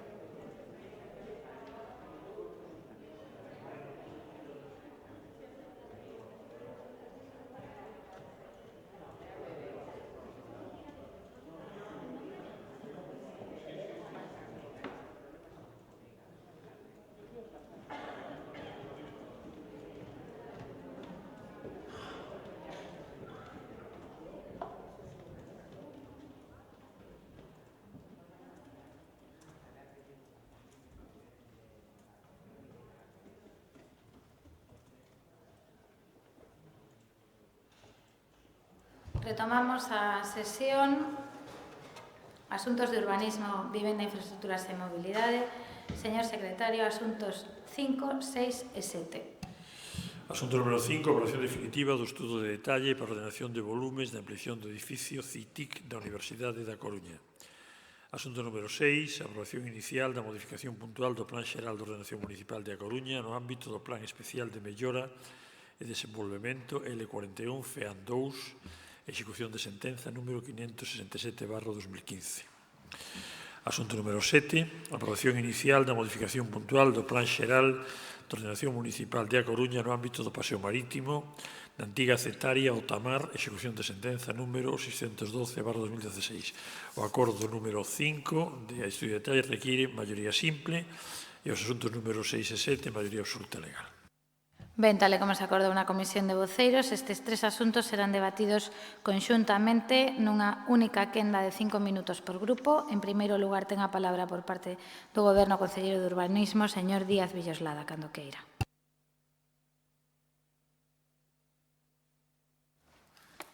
Sí, bo día, grazas, señora alcaldesa. Como acaba de subliñar o señor secretario, son 4 asuntos os que presentamos para debate e se proceder á aprobación deste pleno coas distintas maiorías que exixen. Son 4 asuntos, 3 deles farei unha presentación conxunta individualizada, pero para un debate conxunto e votación logo diferenciada, e a cuarta se presentará de forma tamén diferenciada. Son 4 asuntos que con carácter xeral eu diría que tratan de fornecer a seguridade técnica e xurídica dos 4 ámbitos de traballo, incluso garantindo ou introducindo mellores garantías para determinados equipamentos e espacios libres. Os 4 asuntos, e estes 3 en concreto, desta primeira quenda foron dictaminados pola Comisión pola Comisión de Informática de Urbanismo este pasado luns día 5, e estes 3 asuntos, os asuntos 5, 6 e 7, contan tamén coa nota de conformidade da Secretaría Xeral do Pleno. O primeiro asunto, como sabemos, é a proposta de aprobación xa definitiva do estudio de detalle para a ordenación de volumes para a ampliación do edificio do Centro de Investigación das Tecnoloxías de Información e da Comunicación, é dicir, do CITIC da Universidade da Coruña. Este é un estudio de detalle que presentara a Universidade o 9 de xullo de 2020, redactado polos arquitectos Garrote Pazos e Prieto Hortas, e que fora aprobado inicialmente en sesión da Xunta de Goberno Local do pasado 11 de febreiro deste ano 2021. Someteuse ao trámite preceptivo de información pública durante os días necesarios do mes de abril. Non se recibiron ningunha alegación, e recibíronse, como consta no expediente, os necesarios informes sectoriais, por unha parte, do Administrador de Infraestructuras Ferroviarias, da Diputación da Coruña, dos diferentes órganos que teñen que informar por parte da Administración Xeral do Estado e tamén de forma a subliñar o informe emitido tamén pola Dirección Xeral de Aviación Civil polo que poderá afectar polo ámbito de educación do CITIC en relación co ámbito do aeroporto. Recibidos estes informes, en xullo deste ano 2021, o Departamento de Planeamento emite o necesario informe técnico xurídico municipal favorable e, en ese sentido, tramítase esta aprobación definitiva do estudio de detalle conforme as prescripcións do artigo 82 da Lei do Solo de Galicia de 2016. A necesidade deste estudio de detalle ben determinada por exigencia da norma Zona 8, que, como sabemos, estamos a modificar. E, en definitiva, a ordenación volumétrica proxectada neste estudio de detalle descríbese, como sabemos, no apartado 9 do documento e consiste nunha ampliación do edificio do CITIC 1 que se realizará no patio existente entre ambos os 2 edificios tamén colindantes co CICA para dispor de novos laboratorios e de servicios comuns. O novo volumen ten unha superficie en planta de 227,29 metros cuadrados, o que suporá un incremento de volumen de 426,52 metros cuadrados. Tendo en conta a aprobación deste novo estudio de detalle, a parcela finalmente Terá unha superficie construída de 8.588,84 metros cuadrados cun volumen total sobrerasante de 23.555,27 metros cuadrados. En definitiva, trátase, como xa temos comentado nas tramitacións anteriores en a Comisión Informativa deste luns, de mellorar as capacidades do propio CITIC e, polo tanto, as capacidades investigadoras deste importante centro de referencia en materia de novas tecnoloxías da Universidade da Coruña. Por iso, a proposta de acordo é levar adiante esta aprobación definitiva e dar a orde necesaria para todos os trámites que permitan a súa vixencia e efectividade. Un segundo asunto do que damos conta para debate, como digo, se proceder da súa aprobación e a aprobación inicial dunha nova modificación puntual do Plan Xeral no ámbito do que é o Plan Especial de Mellora e Desenvolvemento L41, FEANS 2, en execución da sentencia do Tribunal Superior de Xustiza de Galicia 567 de 2016.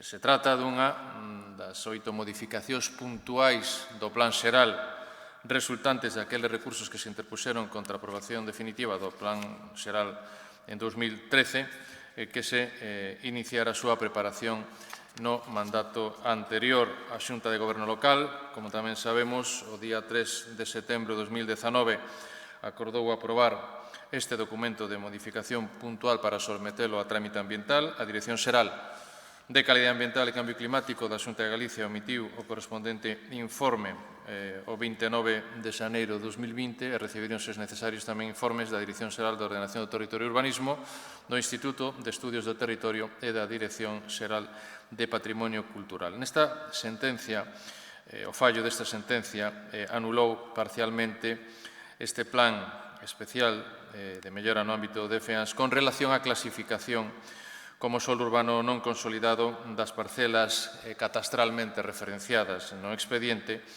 debendo proceder á súa clasificación destas parcelas como solo urbano consolidado, sendo excluídas, polo tanto, do ámbito de aplicación do Plan Especial de Mellora e Desenvolvemento do núcleo de FEANS. Se ven, ao estar estas parcelas inseridas no ámbito do Plan Especial, deste Plan Especial, estas determinacións da modificacións afectan a totalidade. En aplicación desta sentencia, pasan estas parcelas a formar parte como solo urbano consolidado, pero manterán a súa actual cualificación urbanística como sistema local e sistema xeral de espacios libres no núcleo de FEANS. Como consecuencia desta exclusión, é necesario reaxustar as determinacións deste plan. Para o resto do plan especial de mellora e desenvolvemento do núcleo de FEANS, a modificación puntual mantén as determinacións de clasificación e cualificación urbanística dos solos co fin de garantir a mellora e o desenvolvemento do núcleo de FEANS cun aproveitamento residencial respetuoso coas preexistentes, a contorna e a topografía e a mellor conservación do patrimonio etnográfico e cultural que existe no núcleo. No ámbito deste solo urbano consolidado correspondente con estas parcelas, o que sí se establece nesta modificación puntual son dúas accións expropiatorias, a EG 34 para a obtención de parcelas cualificadas como sistema xeral e a acción EL10 como sistema local de espacios libres nese encontro, nese cruzamento entre a estrada de FEANS e a rúa Obradoiro. Figuran nas fichas correspondentes desta modificación puntual as necesarias actuacións estratégicas e estudios económicos e, polo tanto, recibidos todos os informes técnicos xurídicos favorables, propónse tamén a este pleno a aprobación inicial desta modificación puntual para iniciar a solicitude de todos os informes sectoriais precisos. E, en terceiro lugar, o terceiro asunto desta primeira quenda de intervencións refírese a outra proposta de aprobación inicial dunha nova modificación puntual do Plan Xeral no ámbito do paseo marítimo, no que chamamos Antiga, Cetarea e Otamar, en execución tamén de outra sentencia, da sentencia do Tribunal Superior número 612 de 2016. En este sentido, tamén lembrar que fora aprobado o expediente, o documento, para sometelo a trámite de informe ambiental na Xunta de Goberno Local do 25 de setembro de 2019, foron recibidos os informes da Dirección Xeral de Calidade Ambiental o 17 de febreiro de 2020, cos necesarios informes tamén das Direccións Xerais de Ordenación do Territorio e Urbanismo e do Instituto de Estudios do Territorio, e recibíronse alegacións tamén por parte dun dos particulares que fora interpoñente do recurso contencioso administrativo que deu lugar a esta sentencia que agora corresponde executar por acordo plenario.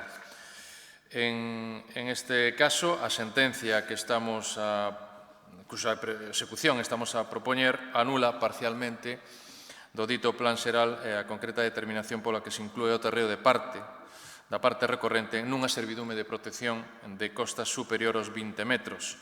A modificación puntual ten, como se indica na proposta por obxecto, entón, a incorporación ao plan xeral da servidume de protección de costas actualmente vixente sen modificar, isto é importante resaltalo, sen modificar a clasificación como suelo urbano consolidado das parcelas afectadas, nin a cualificación urbanística como espacio libre de carácter local das instalacións industriais existentes na actualidade, que era outro dos asuntos que se impugnaran e que non obtivo pronunciamento favorable por parte da sentencia neste aspecto. En este sentido, a modificación puntual incorpora, para seguir as determinacións xerais do plan xeral, tamén unha acción de carácter expropiatorio no L9, Paseo Marítimo Antigua Cetaria de Otamar, na que se prevén a superficie, o sistema de obtención de terreos e os prazos e o cronograma para execución e os custos estimativos para esta necesaria expropiación, dando cumprimento así ás determinacións do plan xeral no artigo 115, co obxeto de que a ribeira do mar, neste ámbito do paseo, vaya quedando liberada.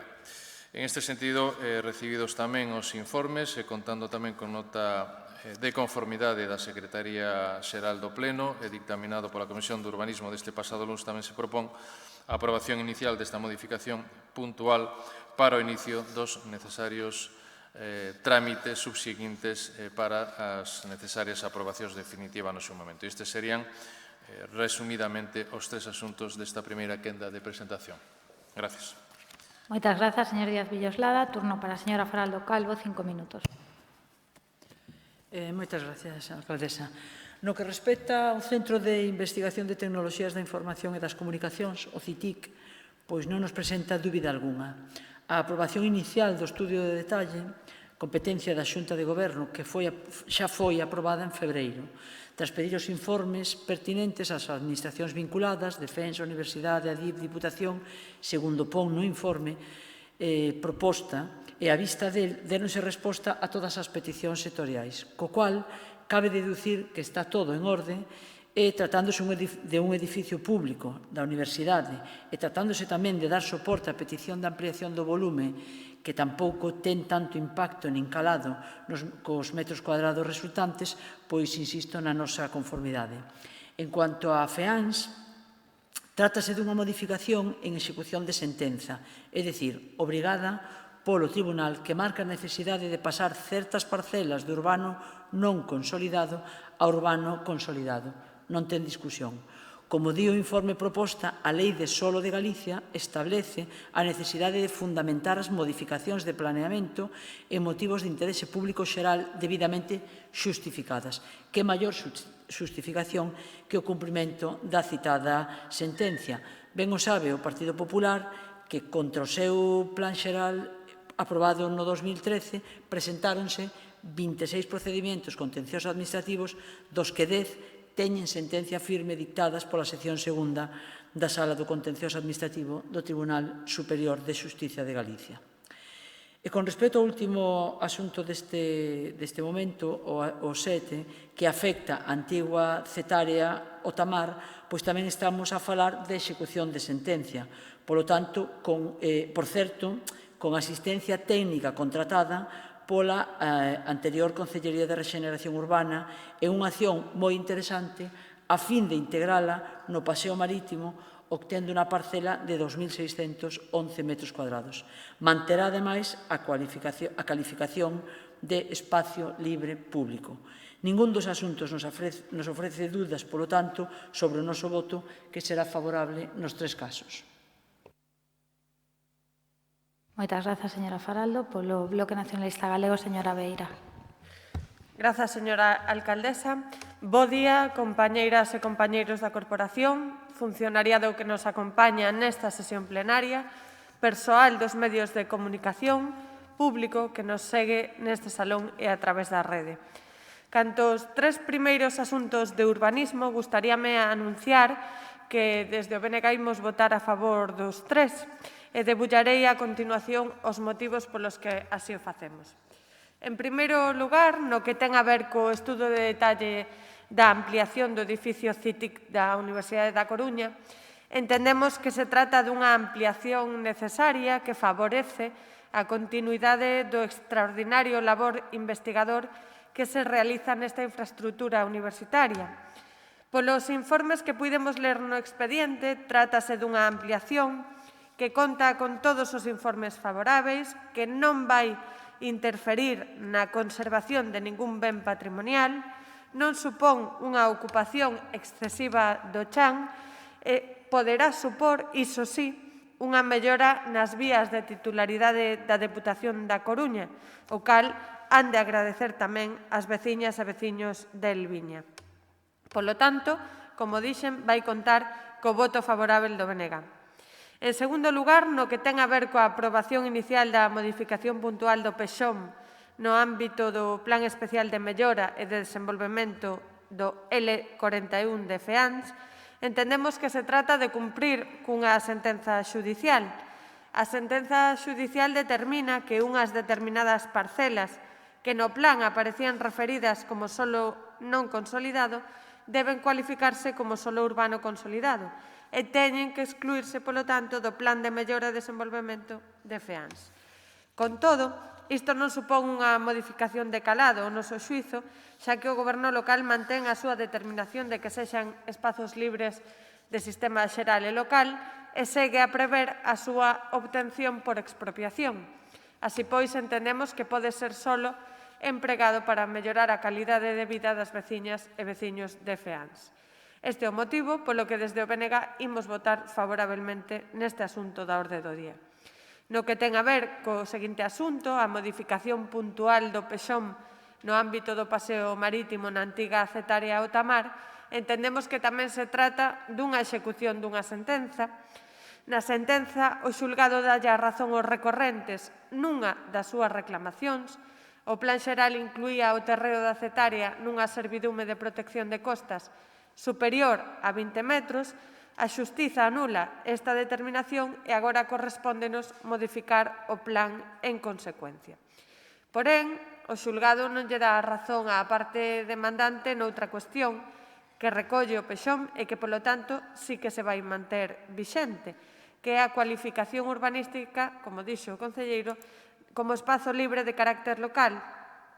Ademais, no expediente, incorpórase unha acción expropiatoria en solo urbano consolidado que non recollía o PEXOM. Desde o BNG entendemos que a aplicación da sentenza, que só mantén a cualificación de espazo libre xunto coa acción expropiatoria, son abondas para entender que esta zona costeira vai gozar da protección necesaria e por isto imos votar a favor. Nada máis. Moitas grazas, señora Beira. Pola Marea Atlántica, señor Martínez. Sí, grazas, señora Rei. Debatemos e votamos conxuntamente tres asuntos parcialmente distintos. Por unha banda, a aprobación definitiva do estudo de detalle para a ordenación de volumes do edificio do CITIC na Universidade da Coruña e, por outro, dúas modificacións puntuais do planeamento en execución de sentenza, unha en FEANS e outra en San Roque de Fora. As dúas modificacións puntuais, tal e como recolle o informe proposta, son o resultado dun proceso iniciado en xuño de 2018 durante o noso mandato, basicamente para dar cumprimento e solución urbanística a 8 sentenzas contrarias ao PEXOM de 2013, que daquela, 5 anos despois da entrada en vigor do planeamento, ainda non foran abordadas. Son 8 das 10 sentenzas firmes contra o Plan Xeral de Ordenación Municipal, 8 dos 26 procedementos, como tamén se recolle no informe proposta, contenciosos administrativos contra este plan. A primeira destas modificacións, como xa se explicou, propón a redución da servidume de costas no ámbito da parcela da Cetarea Outamar, en San Roque de Fora, moi preto de Percebeiras. A modificación efectivamente non altera a cualificación como espazo libre de sistema local, nin cambia a clasificación e cualificación do solo, nin as determinacións de ordenación do planeamento vixente. Pola contra, sí que abre a posibilidade do desmantelamento das instalacións da antiga Cetarea e con iso a restauración paisaxística do ámbito. Na segunda, o obxectivo é a clasificación de 2 parcelas como solo urbano consolidado, excluindo as da delimitación do ámbito do urbano non consolidado do Plan Especial de Mellora do Núcleo de Feáns. A superficie é pequena, 2.200 metros cadrados nun ámbito de 120.000 prácticamente, do que comprende o Plan Especial de Feáns. En ambos os dous casos votaremos a favor. O terceiro, no que tamén votaremos a favor, é, como decía ao comezo, a aprobación definitiva dese estudo de detalle para a ampliación do CITIC, a vista dos informes favorables, en ausencia de alegacións durante o período de exposición pública e tomando en consideración tamén o papel do CITIC no ecosistema metropolitano de innovación, votaremos a favor. Como me sobran case 3 minutos, aproveitarei para puntualizar algunhas das afirmacións que se fixeron no primeiro debate da sesión plenaria de hoxe. Señora Gallego, insiste vostede en que este Concello perdeu 15 millóns de euros a conto da estrategia EIDUS. Non é certo. Non era certo cando dixo por primeira vez, segue sen ser certo hoxe. Non o digo eu, que o di o Boletín Oficial do Estado. Se un concello resultaba beneficiario na primeira convocatoria, non podía concorrer a segunda. Se resultaba beneficiario na segunda convocatoria, tampouco podía concorrer a que ia ser a terceira e que non houbo, porque o Partido Popular non convocou a prometida terceira convocatoria de estrategias DUSI para os concellos. Pero xa que rescatamos ese tema e contamos millóns con contabilidade creativa, tamén se poden contar os millóns de euros recibidos para a convocatoria de edificios intelixentes, o proxecto de Red.es, o Coruña Suma ou mesmo o programa Connecting. É curioso porque esta estrategia, mesmo se non se executase na súa totalidade, que confío en que sí, e faremos un seguimento intensivo da súa execución, non só a execución material, orzamentaria, sino o cumprimento dos indicadores de resultado previstos na convocatoria, xa fixo máis pola cidade do que fixo Smart City. Eses millóns de euros, señora Gallego, sí que se perderon. E falando de profesores de apoio, o profesor de apoio que contrataron vostedes para desenvolver Coruña Futura nos costou 700.000 euros. E ese investimento e ese profesor de apoio nos deixaron como resultado únicamente un libriño estupendo que eu consulto de vez en cando para asegurarme de que o que puido ser non foi, en boa medida, porque en 2015 a cidadanía dixo que non quería máis Partido Popular e que prefería depositar a súa confianza na Marea Atlántica e no alcalde Xulo Ferreiro. Nada máis, moitas grazas. Moitas grazas, señor Martínez. Polo Grupo Popular, señor Deus. Bo día a todos. Non quería deixar pasar esta primeira intervención miña para, como pai, transmitir a miña solidaridade e miñas condolencias á familia de Samuel Luiz. El expediente que se trae a este pleno relativo a la aprobación definitiva del estudio de detalle de ordenación de volúmenes para la planeación del CITIC en la UDC tiene por objeto dar cobertura urbanística a esta actuación en una parcela situada en el campus del Viño. Esta parcela está clasificada con la norma zonal 8 de equipamientos y es preceptivo, por lo tanto, presentar este estudio de detalle antes de obtener la licencia municipal de obras. Ha finalizado ya el trámite de información pública de este expediente sin la presentación de alegaciones. Además, se solicitan los informes sectoriales de las distintas administraciones que fueron emitidos de manera favorable, si bien la Diputación Provincial, a través de su Servicio de Vías y Obras, señala que uno de los frentes de la parcela se encuentra sin urbanizar, es necesario acometer esas obras de urbanización para hacer aceras, ampliar viales y disponer adecuadamente una parada de autobús, puesto que se trata de un suelo urbano consolidado. La parcela, objeto de la actuación solicitada por la universidad, viene dada por la necesidad precisamente de ampliar nuevos espacios de trabajo para laboratorios de ese edificio de investigación del CITIC. Es una parcela de algo más de 10.000 metros cuadrados y que ya tiene construidos en este momento más de 8.400 metros cuadrados. Esta ampliación se encuentra situada entre los dos edificios que ya existen en la parcela. Se pretende ampliar 229 metros cuadrados previa a la demolición de otra pequeña edificación de 48.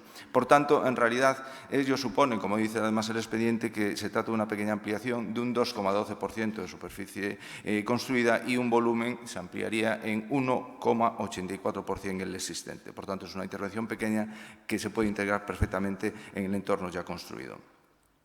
Si algo se puede tener en cuenta en esta ordenanza de equipamientos es el cómputo de la edificabilidad y de la ocupación de un metro cuadrado y del 80% de la misma que se cumplen y se justifican en el expediente que estamos observando. Y se justifican también en el estudio de detalle el cumplimiento de las condiciones de accesibilidad y de barreras arquitectónicas. Por todo ello, y a la vista del objeto que plantea este estudio de detalle, que no es otro que dotar de mejores espacios a un edificio de la universidad, contará con nuestro voto favorable.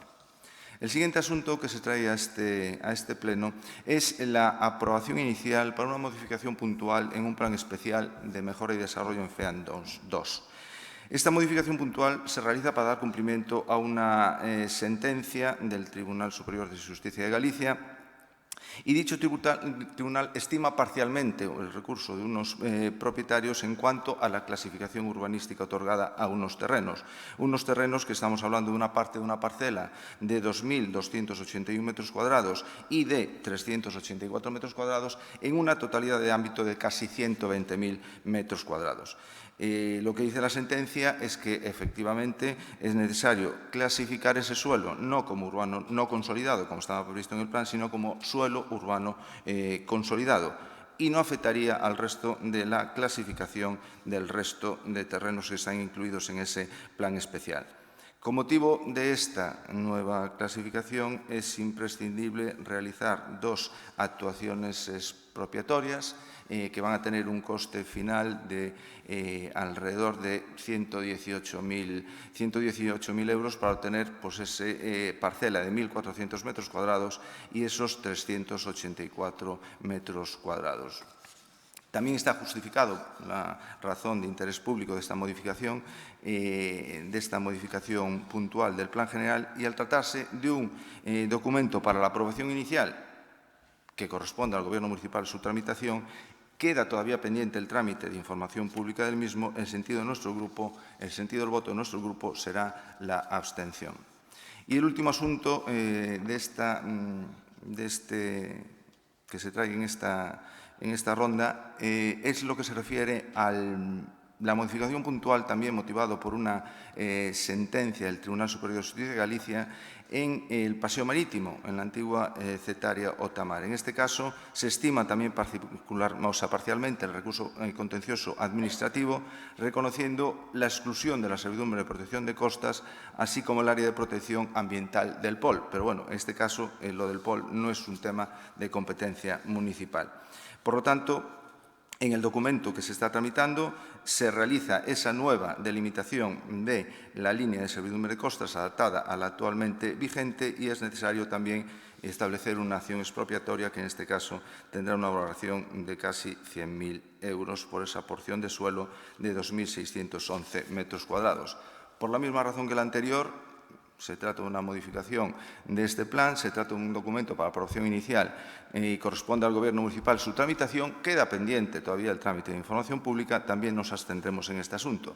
Y quisiera recordarle, señora Faraldo, en cuanto a la afirmación que ha hecho de las alegaciones o recursos presentados al Plan General aprobado en el año 2013, que efectivamente se han presentado 25 recursos, 25 alegaciones. Nada que ver con las presentadas a la aprobación inicial del bipartito de ese mismo plan, que creo recordar, y no quisiera mentir, que fueron miles.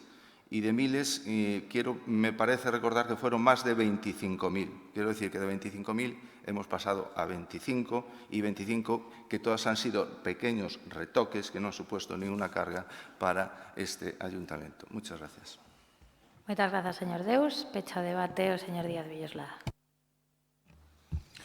Sí, ben, antes de nada, eu creo que o importante é o que nos trae aquí, que é dicir, ser capaces de obter os acordos necesarios para desenvolver o planeamento urbanístico e, neste caso, canto máis cando se trata de execución de sentencias en dous destes tres asuntos. Por iso, agradecer tanto a Concelleira na escrita como ao Bloque Nacionalista Galego como a Marea Atlántica o apoio para os dous expedientes de modificación puntual do Plan Xeral e tamén, neste caso, o Partido Popular para aprobar definitivamente o estudio de detalle do CITIC. Eu creo que é unha boa noticia que lle demos máis capacidades a un centro de referencia como é o CITIC, que é un centro que xa non está no tecido estrictamente metropolitano. O CITIC compite a nivel nacional e a nivel internacional e, en ese sentido, pois temos que darlle esas capacidades e, por eso, na revisión da norma Zonal 8 que estamos a tramitar, lle estamos a dar en esa norma Zonal 8 aos edificios e ao campus universitario máis capacidades de desenvolvemento tamén urbanístico para contar con mellores instalacións. Esa estrada provincial que está ao carón do CITIC sí que da rede de estradas provinciais que estamos a analizar coa Diputación para a súa cesión ou transferencia ao Concello, porque están ese tramo e outros tramos de estradas provinciais moi insertos na trama urbana e, polo tanto, sí que estamos traballando coa Diputación para levar adiante esas cesións. Só unha cuestión, señor Martínez, non teña dúbida de que estamos a traballar na execución da estrategia EIDUS, tal e como estaba inicialmente conformada, porque non pode ser de outra forma dentro dos necesarios controis que nos programas FEDER por parte da Autoridade de Xestión se está levando a cabo, que se xestionará da mellor maneira posible, porque, entre outras cousas, xugámonos eses cuartos que estamos investindo e que necesitamos recuperar eses investimentos. Por lo tanto, a nosa máxima preocupación é a mellor xestión dos fondos EIDUS e aproveitaremos o acordo tomado na primeira parte deste pleno para dar conta desa xestión na Comisión Informativa de Urbanismo e poder presentar todos os avances que se teñen que desenvolver en algo que sí que é certo que non é un conxunto de proxectos, sino que é unha estrategia sobre a que haberá que seguir avanzando xa en termos máis de axenda urbana e incluso aproveitando as oportunidades que ahora se vayan a presentar por parte dos fondos europeos de reconstrucción. Para rematar, só unha cuestión, señor Deus, sí que o razonamento de que, tratándose dunha aprobación inicial, pois o Grupo Municipal Popular se absteña en dous asuntos que se circunscriben a execución de sentencia, pois de verdade que non alcanzo moito a comprender ese razonamento, porque estamos en unha execución de sentencia, tanto en aprobación inicial como nas aprobacións definitivas que correspondan, pois eu creo que casi son de obrigado cumprimento. Supoño que, non quero supoñer que teña que ver con que eran sentencias que anulan determinados aspectos dun plan xeral aprobado definitivamente no mandato do Partido Popular.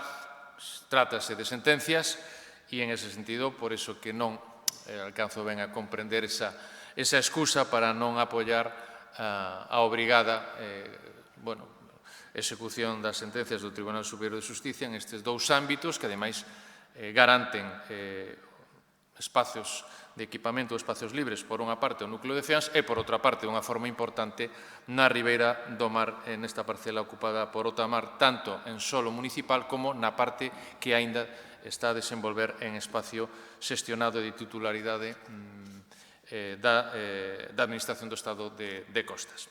Nada máis, en definitiva, eu creo que é unha boa noticia sacar estes tres asuntos adiante con esas matizacións que acabo de facer. Gracias. Moitas grazas, señor Díaz Villoslada. Rematado o debate, procedemos á votación dos asuntos. Lembro, asunto número 5, maioría simple, asuntos 6 e 7, maioría absoluta legal do Pleno. Asunto número 5, votos a favor. Moitas grazas, queda aprobado por unanimidade. Asunto número 6, votos a favor. Moitas grazas, votos en contra, abstencións.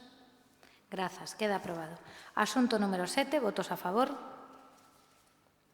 Moitas grazas, votos en contra, abstencións. Grazas, queda aprobado. Pasamos xa ao asunto número 8. Asunto número 8, desestimación do recurso de reposición interposto pola entidade Miramar Castellón S.L. contra o acordo plenario de 6 de 5 de 2021 de suspensión cautelar da tramitación de instrumentos de planeamento, xestión do solo incluídos os de expropiación forzosa, execución material e licenzas no ámbito das parcelas catastrais 91 020 32 NJ 4090S e 91 020 34 NJ 4090S, que requiren maioría simple. Ben, inicia o debate do Concelleiro de Urbanismo, señor Díaz Villoslada, e despois haberá unha única quenda de 3 minutos por grupo, cando queira. Sí, gracias, señora alcaldesa. Como se ven de sinalar tamén na presentación do asunto por parte do secretario, se trata dunha proposta para desestimar o recurso de reposición interposto pola entidade mercantil Miramar Castellón Sociedade Limitada contra aquel acordo do pleno do pasado 6 de maio que, de forma sucinta, tomara, entre outros acordos máis instrumentais, dous acordos máis principais, que era, en primeiro lugar, no marco da modificación puntual do Plan Xeral da Norma Zonal 8, a que tamén facía referencia por outros motivos na intervención anterior, relativa a equipamentos, pois proceder ao estudio e análise da posible modificación da cualificación urbanística destes espacios cualificados como L4 non obtidos polo Concello a efectos de determinar a asignación de uso do solo para que cumpra mellor as finalidades do principio de desenvolvemento territorial e urbano sostible, ponderando, se decía naquel acordo que está impugnado, a necesidade de execución de aparcamentos no dito espacio e outros usos axeitados. E, en segundo lugar, se tomaba correlativamente o acordo de propoñer de suspender cautelarmente a tramitación dos instrumentos de planeamento, xestión de solo, incluídos os de expropiación forzosa, como tamén comentáramos daquela, execución material e licencias no ámbito grafiado nas parcelas catastrais que se veñen de referenciar por parte do señor secretario. Aquela suspensión cautelar que acordamos no pleno do 6 de maio ten unha duración actualmente en vigor de un ano.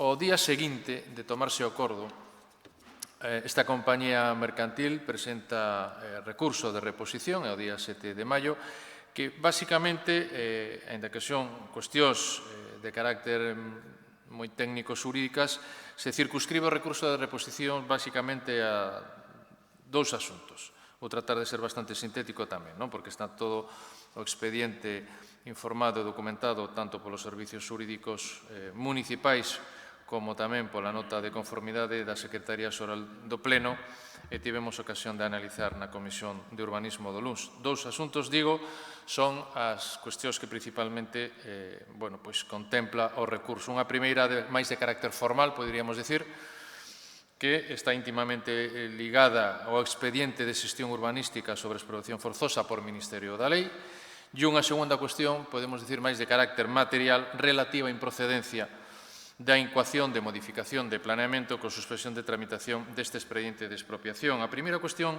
como digo, máis formal, cínguese ao transcurso dos prazos previstos no artigo 86, como sabemos, da Lei do Solo de Galicia do ano 86, para incoar expediente expropiatorio. E aquí, sin presuizo das consideracións ou dos intereses legítimos por parte da compañía recurrente, os servicios municipais defenden e defendemos, polo tanto, desde o Goberno municipal, que esta solicitude presentada por Miramar Castellón de carácter expropiatorio resulta absolutamente extemporánea. Extemporánea porque o EL4 de Miramar Castellón ten unha programación no Plan Xeral de 12 anos contados desde a entrada en vigor do propio Plan Xeral, de tal forma que este prazo remataría o 27 de xuño de 2025, polo que o Concello non estaba nin está aínda obrigado hasta esta data a iniciar ningún expediente expropiatorio por Ministerio da Lei.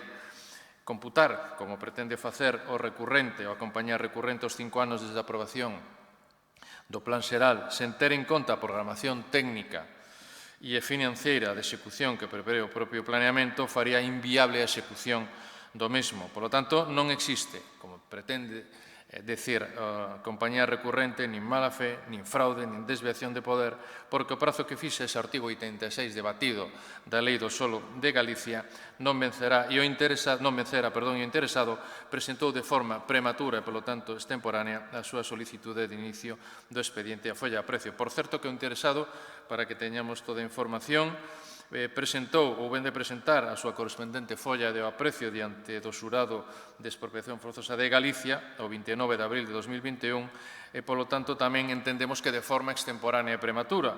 Por certo, que lle temos advertido ao xurado de expropiación de forzosa esta circunstancia. E a segunda cuestión, obxecto deste recurso que propoñemos desestimar, é a relativa á improcedencia que invoca ao recurrente a incoación dunha modificación do plan xeral.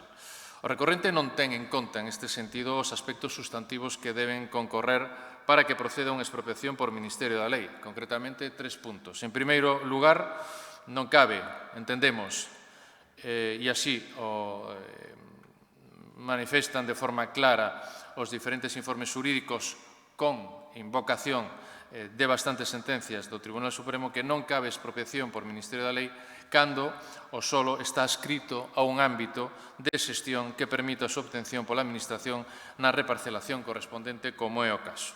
En segundo lugar, a parcela do recorrente non cumpre as condicións de fronte de acceso exixidas para un aparcamento xa que conta con un único acceso dun ancho de 5,25 metros inferior aos 6 exixidos. E, en terceiro lugar, porque é preciso analizar a necesidade de un plan especial de infraestructuras e dotacións para a implantación de aparcamentos subterráneos, como se ten analizado naquel debate nos informes que daban soporte ás propostas de suspensión cautelar que tomamos o día 6 de maio pasado neste acordo do Pleno que agora se impugna por parte desta compañía mercantil.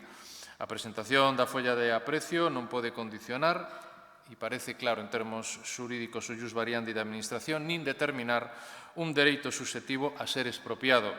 Ademais, a xurisprudencia recoñece, como se reflicte nos diferentes informes que obran no expediente, que mentres non se fixo xustiprecio na vía administrativa, cabe, en todo caso, a posibilidade de desistir da expropiación por parte da Administración. Estes son, basicamente, os dous grandes argumentos que presenta a compañía mercantil recurrente contra o acordo plenario do 6 de maio, claramente rexeitados polos servicios técnicos xurídicos e, polo tanto, por iso, desde o Goberno municipal, propoñemos a este Pleno desestimar ese recurso de reposición. Gracias.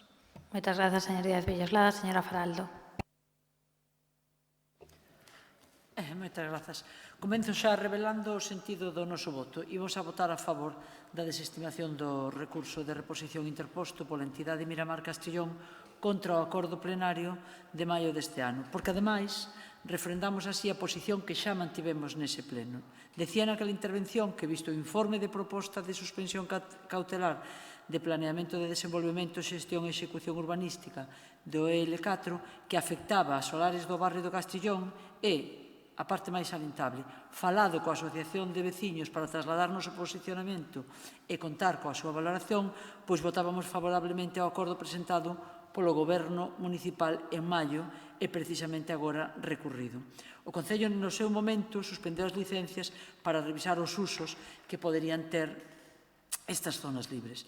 No primeiro momento eran dúas áreas afectadas, a de Hernán Sáez, xa comprada no anterior mandato, e esta de Miramar Castellón, que en principio ten menos valor como espazo libre pola súa dimensión e ubicación.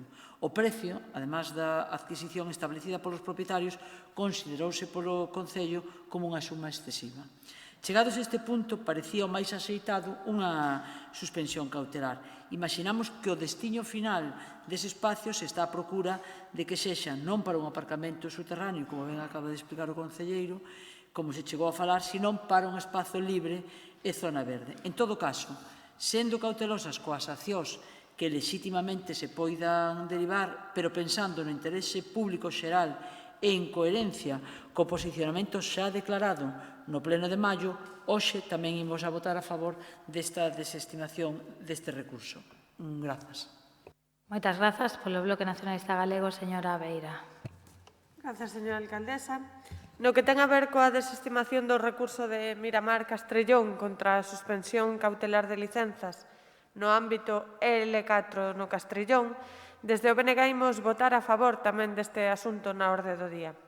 E ímolo facer en coherencia co apoio que lle demos neste salón de plenos o pasado maio o acordo de suspensión cautelar de planeamento, de desenvolvemento, instrumentos de xestión e execución urbanística no ámbito do EL4. E votamos a favor naquel momento porque entendemos que é preciso ir repensando o PEXOM conforme á situación actual, que é ben distinta á de 2013 e que debemos aproveitar todos aqueles mecanismos legais que teñamos para facelo. Hoxe, a semade, imos votar a favor da desestimación do recurso de Miramar Castrillón por coherencia, pero tamén porque, aínda entendendo as lexítimas aspiracións que poida ter o propietario do solo, nós, como concelleiras e concelleiros do Concello da Coruña, non podemos admitir algunhas consideracións ou premisas das que parte a súa reclamación. A propietaria cuestiona mesmo que a potestade sobre o planeamento lle corresponda ao Pleno do Concello da Coruña e tamén pretende obter un beneficio económico absolutamente fora de mercado e fora de toda lógica, pola obtención do solo por parte do Concello da Coruña. Son estes os motivos que nos levan a votar a favor da desestimación do recurso, a ese acordo de suspensión cautelar de licenzas e de planeamento que apoiamos, como digo, no mes de maio deste mesmo ano. Nada máis.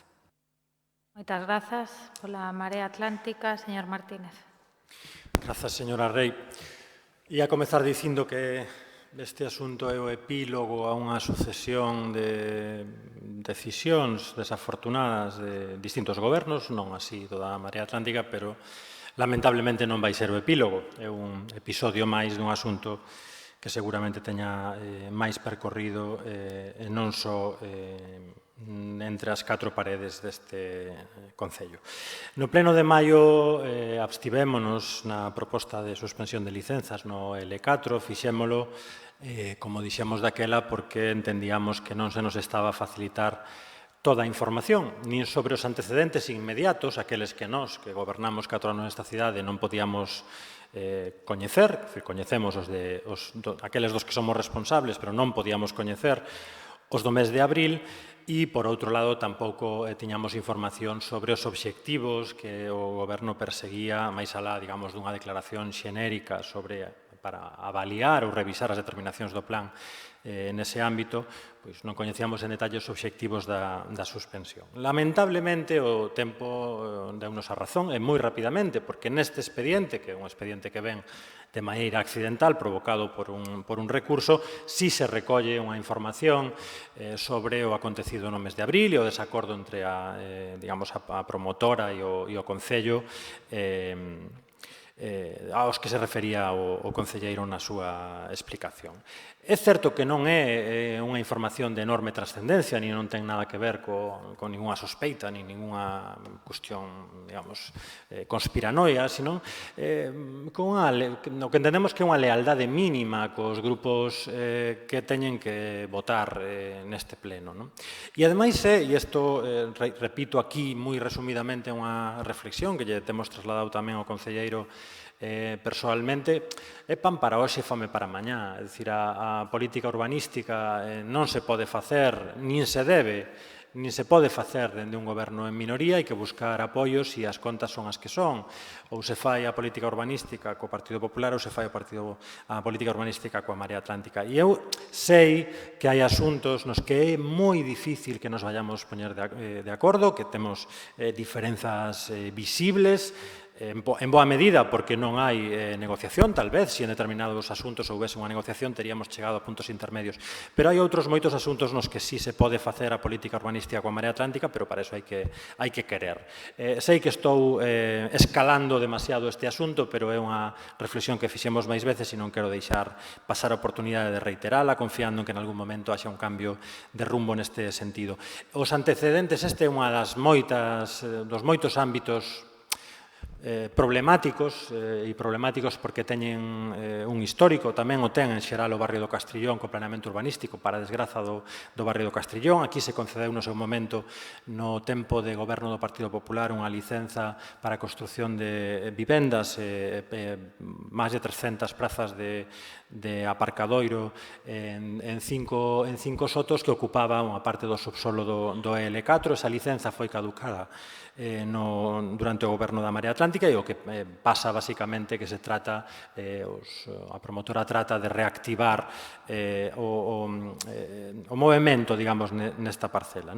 Claro, se nos pide o apoio para unha decisión unilateral que non compartimos no seu momento, que non obstaculizamos, abstivémonos, pero da que non fomos partícipes. Durante unhas horas, entre onte pola tarde e hoxe pola mañá, este asunto requería maioría absoluta para a súa aprobación. De ter sido así, a Marea Atlántica tería votado a favor deste asunto en defensa, basicamente, do interese municipal.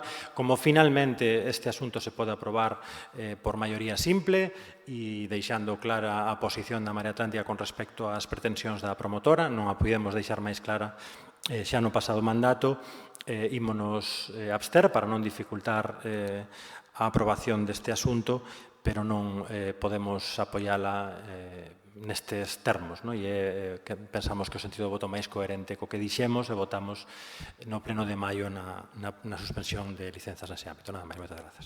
Moitas grazas, señor Martínez. Polo Partido Popular, señor Deus. Moitas grazas.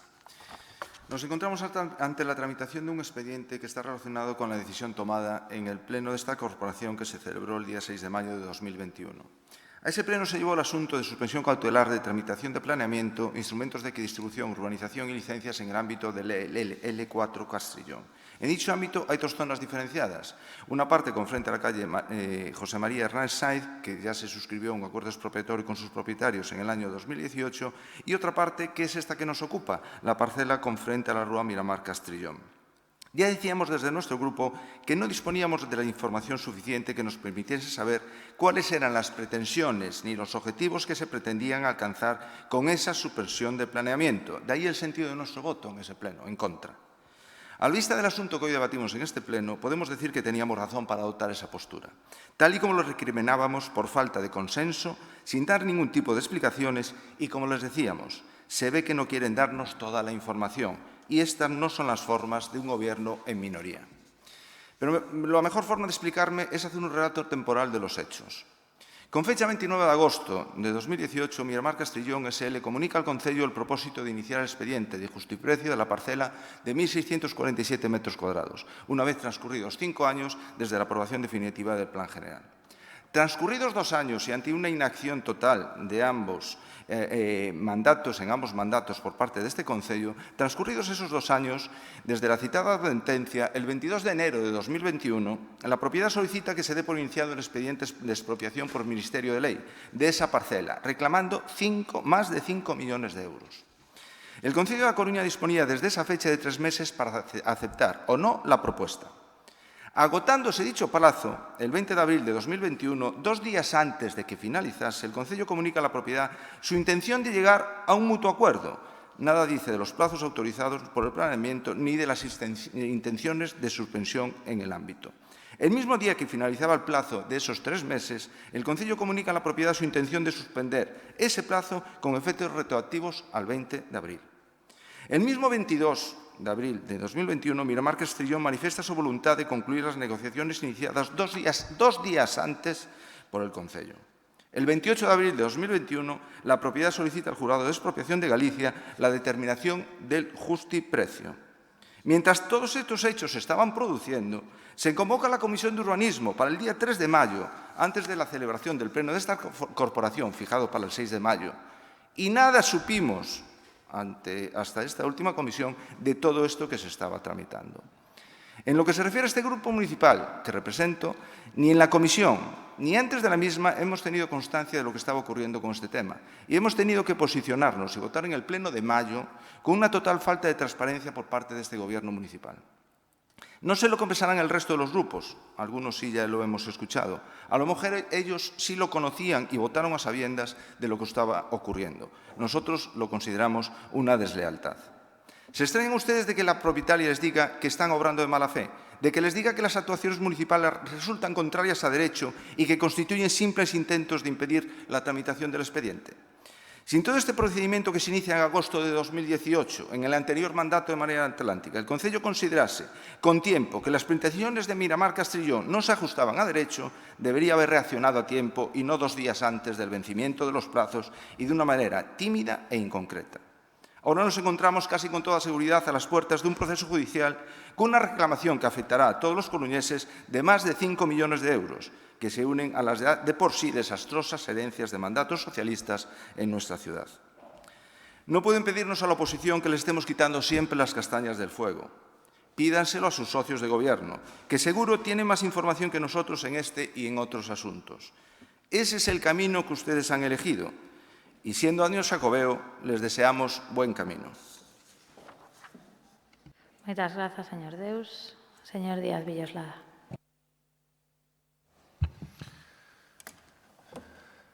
Ben, algunhas cuestións respecto dos comentarios de algún dos grupos. En primeiro lugar, eu creo que agradecer o exercicio de responsabilidade por parte do Bloque Nacionalista Galego, por parte da señora concelleira non escrita en defensa e preservación do planeamento municipal, diría máis, en defensa das necesidades do Castrillón e en defensa tamén, por certo, das pretensións da compañía mercantil recurrente das arcas municipais. Como digo, eu, señor Deus, non sei se estaba escoitando máis ao Grupo Municipal Popular os intereses a veces da compañía recurrente a hora de expoñer a posición neste debate, porque, por suposto, e o teño dito, e creo que fundamentado nas explicacións da primeira quenda, por suposto que non compartimos as consideracións da compañía recurrente sobre nin mala fe, nin desviación de poder, nin ningún tipo de intencionalidade que desvirtúe un exercicio da función pública conforme ao marco legal.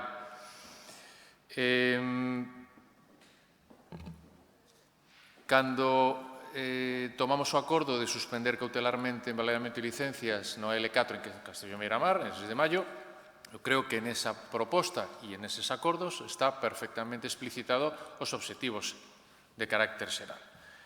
Que había un expediente de xestión de solo con esta intencionalidade por parte da compañía mercantil de xerar unha expropiación por Ministerio da Lei? Sí.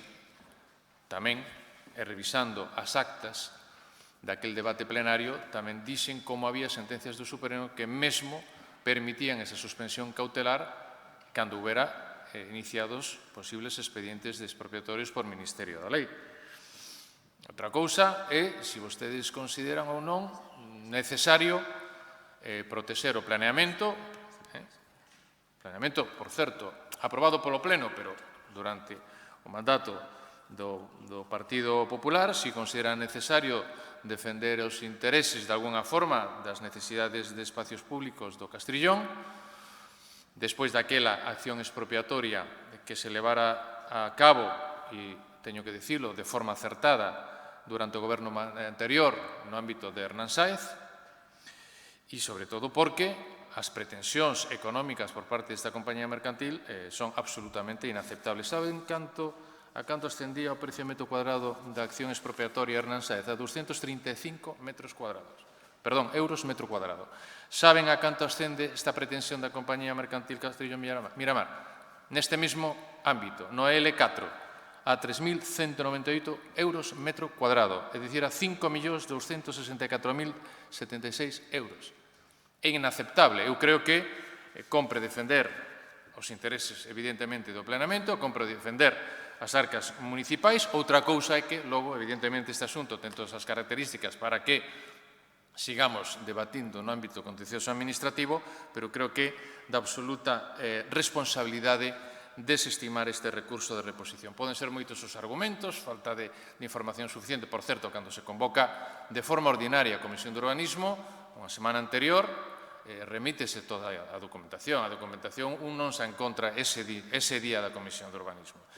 E igual en todos os grupos. Outra cousa é, como señalaba o señor Martínez, escalando este debate si as políticas urbanísticas teñen que acordarse ou non con uns grupos ou outros que se concedan as maiorías absolutas suficientes en moitos dos aspectos urbanísticos que a requiren.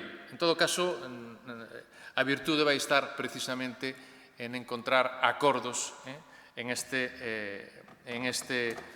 pleno municipal para sacar estes aspectos adiantes. Pero non vou seguir escalando en ese sentido, vou desescalar e volver a este expediente para concluir que creo que a desestimación deste recurso é de absoluta necesidade, porque, entre outras cousas, a programación temporal do plan xeral está moi clara. E, en ese sentido, a pretensión expropiatoria da compañía mercantil é absolutamente extemporánea e, por eso, consideramos estrictamente necesario e dentro dos plazos que nos conceden as normas e o procedimento administrativo desestimar este recurso. Si, en este caso, Marea Atlántica, coherentemente coa súa posición de abstención no acordo de maio, aínda que eu creo que aí deberían terse pronunciado de forma máis clara en relación con estas necesidades de Castrillón, e vostedes con este posicionamento, vou non dicir así, máis desde a perspectiva da compañía recurrente, creo que se trata de sacar adiante un expediente, primeiro, que preserve o acordo do Pleno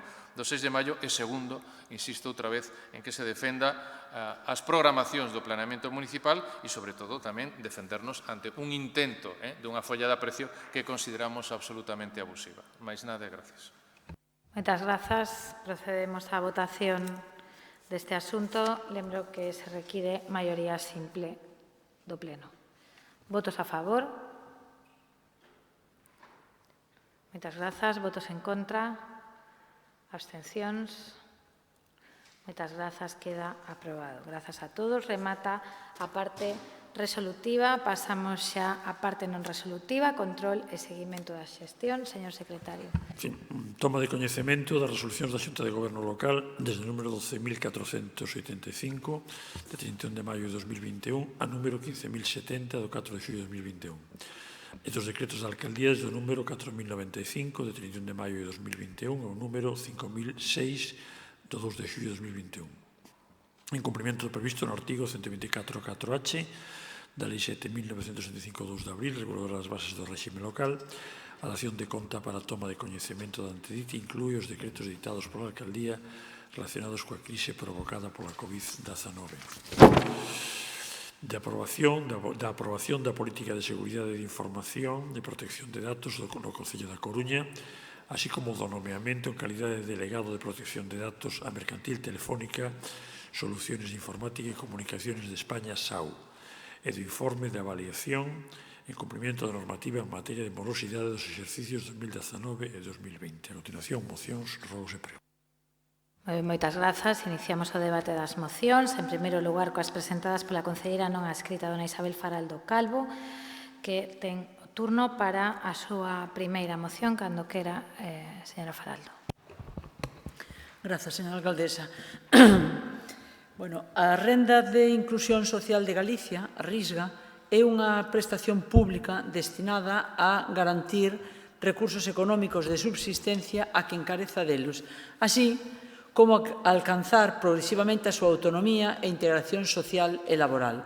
Con igual intención nace o ingreso mínimo vital, unha axuda ou prestación que ten o obxectivo de evitar e previr o risco de pobreza ou exclusión social de quen vive só ou, convivindo coa súa familia, non dispón de recursos económicos básicos para atender o máis elemental, alimentación, facturas, etc.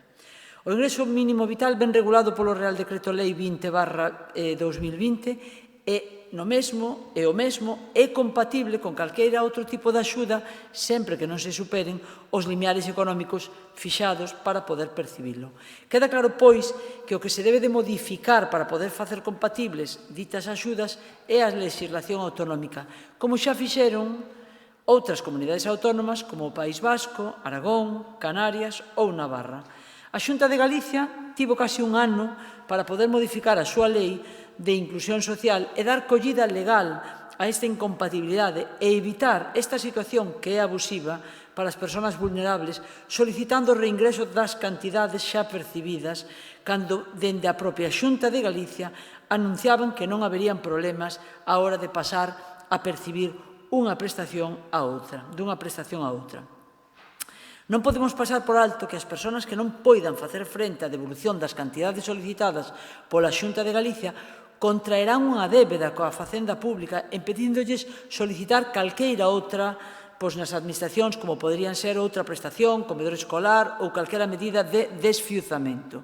Isto é dobremente lesivo para as persoas vulnerables, pois non van a poder acceder a ditas axudas.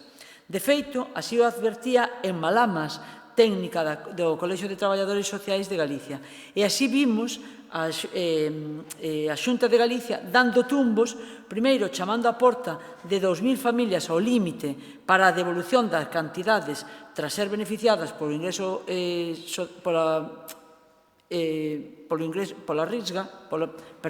polo ingreso mínimo vital. E un mes despois, tras a polémica da que se fixeron eco, entre outros, o Colexio de Educadoras e Educadores Sociais e o Colexio tamén de Traballadoras Sociais, decidiu, como medida excepcional, condonar a devolución a familias con fillos ou fillas a cargo para logo modular que a condonación sería parcial ou total. Se ben é certo que esta decisión acolle ao 80% dos afectados e que ao 20% restante lle dan 30 meses para a devolución, danse, insisto, dúas situacións gravosas. Séguense sin solucionar a compatibilidade de ambas prestacións e as persoas que acarrean a deuda, insisto, sufren ademais o castigo de ter unha débeda coa administración pública vendo cercenados outros dereitos. Por iso, plantexamos aprobar os seguintes acordos. Instar a Xunta e solicitarlle a modificación das leis pertinentes, instar a Xunta e solicitarlle a aplicación do artículo 42 que recolle o mecanismo para condonar as cantidades percibidas cando estas sexan produto de causas non imputables ás persoas beneficiarias, como é o caso, instar a Xunta a que use o 100% do IPREN e instar o Goberno local da Coruña no relativo ás competencias e financiación dos servicios que lle son competencia propias para que vele por o cumprimento dos criterios recollidos no Decreto 99/2012. Moitas grazas. Moitas grazas. Polo Bloque Nacionalista Galego, señora Beira. Sí, en primeiro lugar, quería sinalar que desde o BNG imos votar a favor desta moción. Como tamén defendemos no Parlamento Galego, precisamente, a creación inmediata dunha pasarela entre a Renda de Inclusión Social de Galiza, a RISGA, e o ingreso mínimo vital. E tamén reclamamos, desde o Parlamento Galego, a transferencia da xestión desta última prestación. Así o defendeu a nosa parlamentaria Olalla Rodil, porque o que está a acontecer hoxe en día é algo que, por dicirlo de alguma maneira, non ten nome, non é absolutamente reprobável que a Xunta de Galiza reclame cobros indebidos, así os denomina, a persoas beneficiarias que teñen como único ingreso unha prestación económica, como se fosen defraudadoras, cando quen orixina realmente o problema é a Administración. Todo por non querer acelerar a reforma da Lei de Inclusión Social ou adoptar un acordo no Consello da Xunta que deixe sen efecto as devolucións, esas reclamacións de devolucións, como fixeron outras comunidades autónomas, como pode ser a Comunidade Autónoma de Canarias. Non estamos falando de persoas de carne e oso, porque parece que falamos de expedientes en abstracto, non? Ou de números, ou de estatísticas, ou de porcentaxes. Estamos falando de situacións límites e de sustos, como poden ser os de que unha administración che reclame a devolución dunha axuda, non? A incompatibilidade, polo tanto, entre a RISGA e o ingreso mínimo vital remata cunha pasarela que leve automáticamente ás persoas perceptoras da RISGA o ingreso mínimo vital e cunha reforma da Lei de Inclusión Social. Simplemente que o que se demanda nesta moción é o que demandábamos tamén nós no Parlamento Galego, non? E, ademais, como ben sinalaba a concelleira non adscrita, é esa lei, a Lei de Inclusión Social, a que desde 2013 sinala a incompatibilidade con outras prestacións de idéntica natureza. E iso sabía a Xunta de Galiza, aínda que teimou en dicir que non habería ningún problema. Nos defendemos, quería rematar argumentando que defendemos a transferencia da xestión desta percepción a Galiza, a creación desas pasarelas automáticas, porque todo iso tería evitado esta situación e tamén porque nos entendemos que o ingreso mínimo vital e toda a súa xestión de alguna maneira invade competencias que son da propia Xunta de Galiza. E que, ademais de todas estas cuestións, tamén compre, sería interesante instar a Xunta de Galiza a que reforce os servizos sociais comunitarios, que reforme esa lei de inclusión social, indo moito máis alá do que facilitar a compatibilidade das distintas percepcións. Estes son os motivos polos que imos votar a favor da moción. Moitas grazas, señora Beira. Pola Marea Atlántica, señora Cameán. Sí, moitísimas grazas. Moi bo día a todos e a todos. Ben, nos imos a votar a favor tamén desta moción. Xa hai unhas semanas que levamos pedindo exactamente isto, que a Xunta de Galicia atenda as peticións de facer compatible a Risga co ingreso mínimo vital, e o que francamente nos entende é que non se tivese anticipación para telo feito xa, cando xa se sabía que esta prestación estaba en marcha, cando xa se sabía que isto podía acontecer, pois a Xunta de Galicia, obviamente, non tomou esta decisión e os seus motivos tería. Gardo que hoxe nos expliquen cales son, nos expliquen se é que non están de acordo políticamente con que sexan compatibles, se é que lles parece que pode chegar a ser unha cuestión de demasiada protección social, non o sei, agardo que nos lo poidan explicar, porque é difícil dende un punto de vista de absoluta empatía co que están a pasar moitísimas persoas que ademais xa viñan dunha situación moi complicada, dunha desigualdade moi elevada e que agora coa pandemia esa desigualdade se incrementou. Lonxe de ver como algunhas administracións, neste caso autonómica, incrementan esa protección social, o que vemos é basicamente que desatenden as posibilidades de aumentar esa cobertura. Recentemente foi publicado tamén o informe de avaliación da Risga de 2020. Nese informe, a verdade é que xa se sinalan algúns datos relevantes. Un deles é que a metade das solicitudes que hai aquí na Coruña son rexeitadas, son desestimadas ou incluso arquivadas. Eu creo que é un dato bastante significativo, que a metade das solicitudes na Coruña da Risga sexan desestimadas ou arquivadas. Evidentemente, a Risga ten as súas fallas, todas e todos teremos as nosas percepcións. Dende a Marea Atlántica entendemos que é necesario reducir a burocracia da Risga. É necesario reducir tamén os tempos de atención. Non pode ser que dende que se solicita e empeza a tramitar unha renda de inclusión social de Galicia se tarde até un ano. As persoas non poden agardar un ano para ter unha renda de ingresos mínimos. Non pode ser, ademais, que teñamos a idade de acceso en 25 anos. Cando o informe de relator da ONU de extrema pobreza nos leva tempo alertando de que no Estado español estáse abusando deste tipo de restriccións nos accesos ás rendas mínimas e cando ademais non se entende que non poida ser a partir dos 18 anos, como acontece aquí na Coruña coa renda social municipal, cando lembremos que no debate da aprobación inicial desta prestación municipal por parte de algúns representantes do Partido Popular se chegaba a dicir que era unha auténtica barbaridade, xa non só a posta en marcha da renda social municipal, senón que estivese o límite en 18 anos. E a argumentación era tan peregrina como que o que nos dicía aquí o señor Lourenzo era que, basicamente, os estudantes da universidade iban a deixar de estudar e se iban a cobrar a renda social municipal. Bueno, pois xa vimos que nada disto aconteceu. Creemos tamén que o ingreso mínimo vital precisa unha volta, precisa tamén aumentar esa cobertura. Estamos a ver que tamén se está quedando xente atrás, están as migrantes en situación irregular que non están cobertas polo ingreso mínimo vital, está tendo tamén tardancia, inda que algo positivo, creemos que hai que facer moito máis. Mais nada, moitas grazas. Moitas grazas, señora Cameán. Polo Partido Popular, señora Gutiérrez. Bueno, en primer lugar, buenos días a todos los presentes y a las personas que nos siguen por medios telemáticos.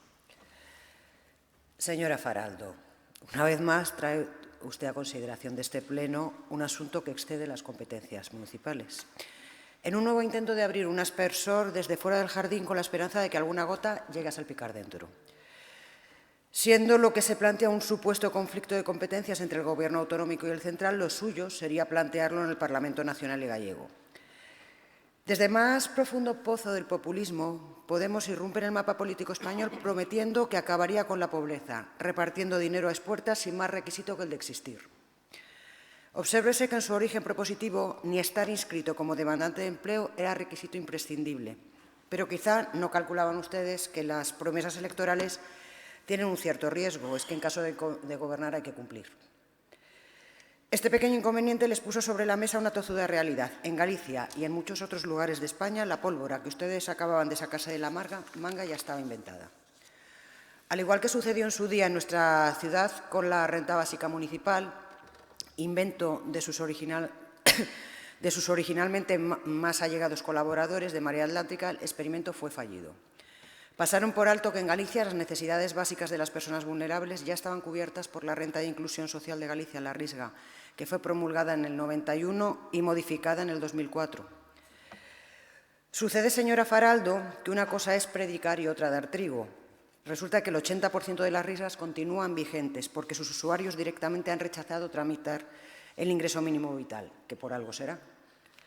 Sucede también, señora Faraldo, que el ingreso mínimo vital apenas han accedido 15.000 personas, un 37% de las previstas por el Gobierno, del que ustedes son socios, gestores y en no pocas ocasiones estimulantes. También será por algo.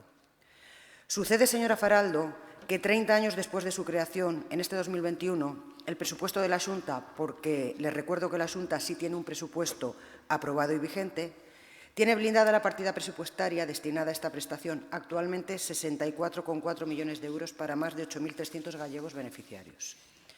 Pero bueno, tengo una buena noticia para usted.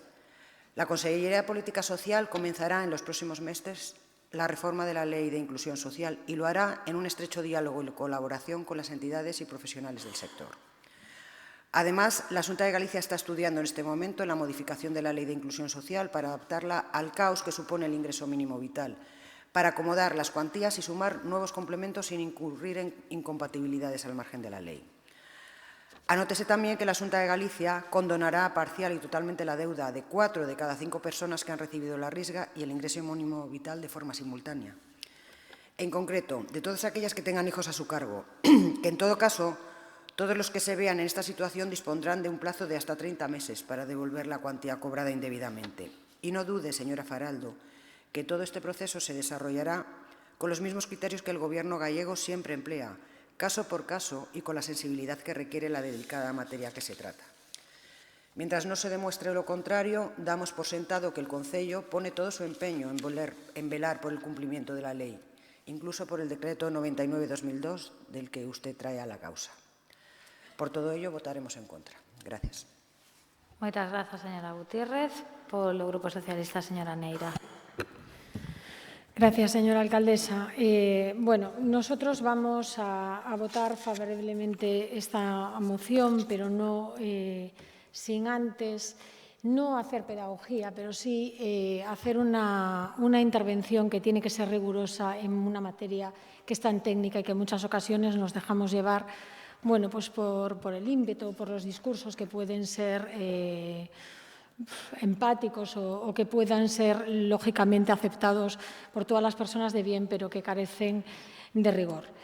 Habla usted de la compatibilidad, lógicamente, de la RISGA, que efectivamente es la ley autonómica la que determina que no puede ser compatible con otra prestación de la misma naturaleza, en este caso con el ingreso mínimo vital. Pero quizás lo que sería más lógico, lo que sería más coherente y además lo que traería mayor facilidad a la hora de que los servicios técnicos de cualquier administración, de la administración local, de la administración autonómica y también de la administración estatal, fuera que se aumentaran esos límites en las cuantías. Lo que no tiene ningún sentido es que estemos hablando de una prestación como puede ser la RISGA, en la que se toma como medida como punto de partida el IPREM, pero no el IPREM al 100%, sino al 75%. Si la Risga tuviera una cuantía digna, seguramente no estaríamos aquí hablando de la compatibilidad con el ingreso mínimo vital. Lo importante no es tanto que compatibilicen como quienes tienen derecho a Risga sin tener derecho a ingreso mínimo vital, que no perdamos la perspectiva de que no se elige la prestación que se cobra, sino que simplemente esto va con un orden de prelación. El primero es el ingreso mínimo vital, el segundo es la Risga y el tercero es la renta social municipal, pues no necesite complementar, sino que tenga cuantía suficiente. No tiene ningún sentido que estemos hablando de que una unidad familiar con un único miembro pueda vivir con 423 euros. Se anunció a bombo y platillo en su momento por la Consellería de Política Social y por la Xunta de Galicia en el año 2019 la modificación de la Risga para que fuera compatible pues con la inserción laboral. Y eso es algo que se tiene absolutamente que fomentar. No solamente la compatibilidad entre las distintas ayudas, sino la compatibilidad entre el ejercicio laboral, el ejercicio profesional y, por supuesto, este tipo de prestaciones. ¿Qué sucede? Que con esa modificación no se dijo que una persona sola, con derecho a 423 euros, finalmente puede percibir única y exclusivamente 423 euros por ambos conceptos, por el trabajo y por la Risga. Por lo tanto, quizás donde tendríamos todos que sentarnos para ver si eso es lógico o no es lógico es los aumentos de las cantidades, como sucede así con el ingreso mínimo vital, que tiene unas cuantías más elevadas, y también, lógicamente, con la renta social municipal, que toma como punto de partida el 100% del IPREN en el caso de una sola familia.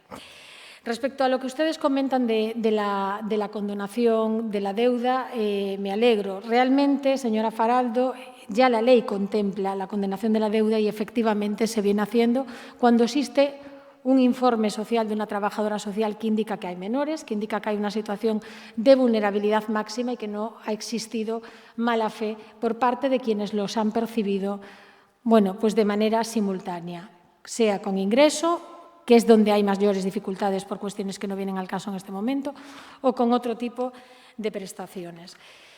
Y ustedes, por último, en relación al cuarto punto de la moción, donde habla de instar al Gobierno local de este concello para que vele por el cumplimiento de los criterios que se recogen en distinta normativa, yo no sé muy bien a lo que se refiere el Ayuntamiento, lógicamente, como no puede ser de otra manera, como una administración local que es, cumple de manera rigurosa con el cumplimiento de las normas. Nos gusten más o nos gusten menos. En nuestra capacidad como partidos políticos está modificar las normas que después aplican los servicios técnicos.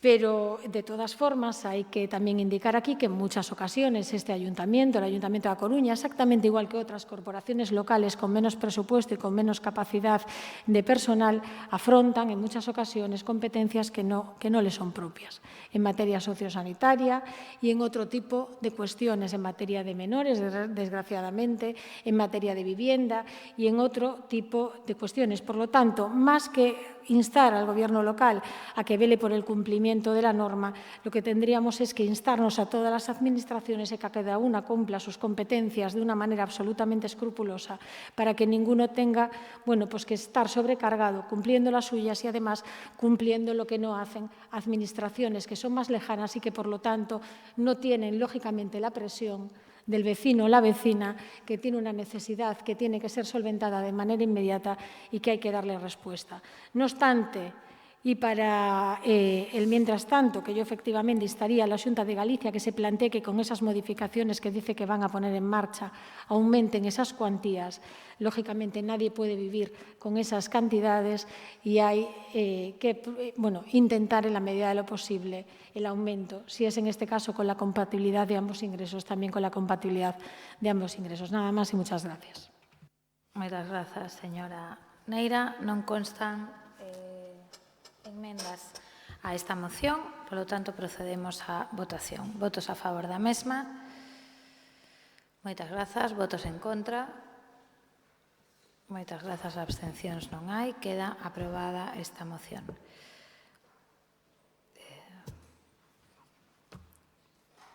Facemos a segunda das mocións presentadas pola concelleira non a escrita, señora Faraldo, moción para un plan integral viario no barrio de Mesoiro Vello e Bío non constan enmendas.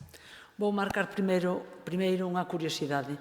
Non deixa de ter certa ironía que a concelleira do PP que truxeron fai pouco a situación de unha moción polos indultos me sinale porque esta moción anterior parece ser que excedía as competencias.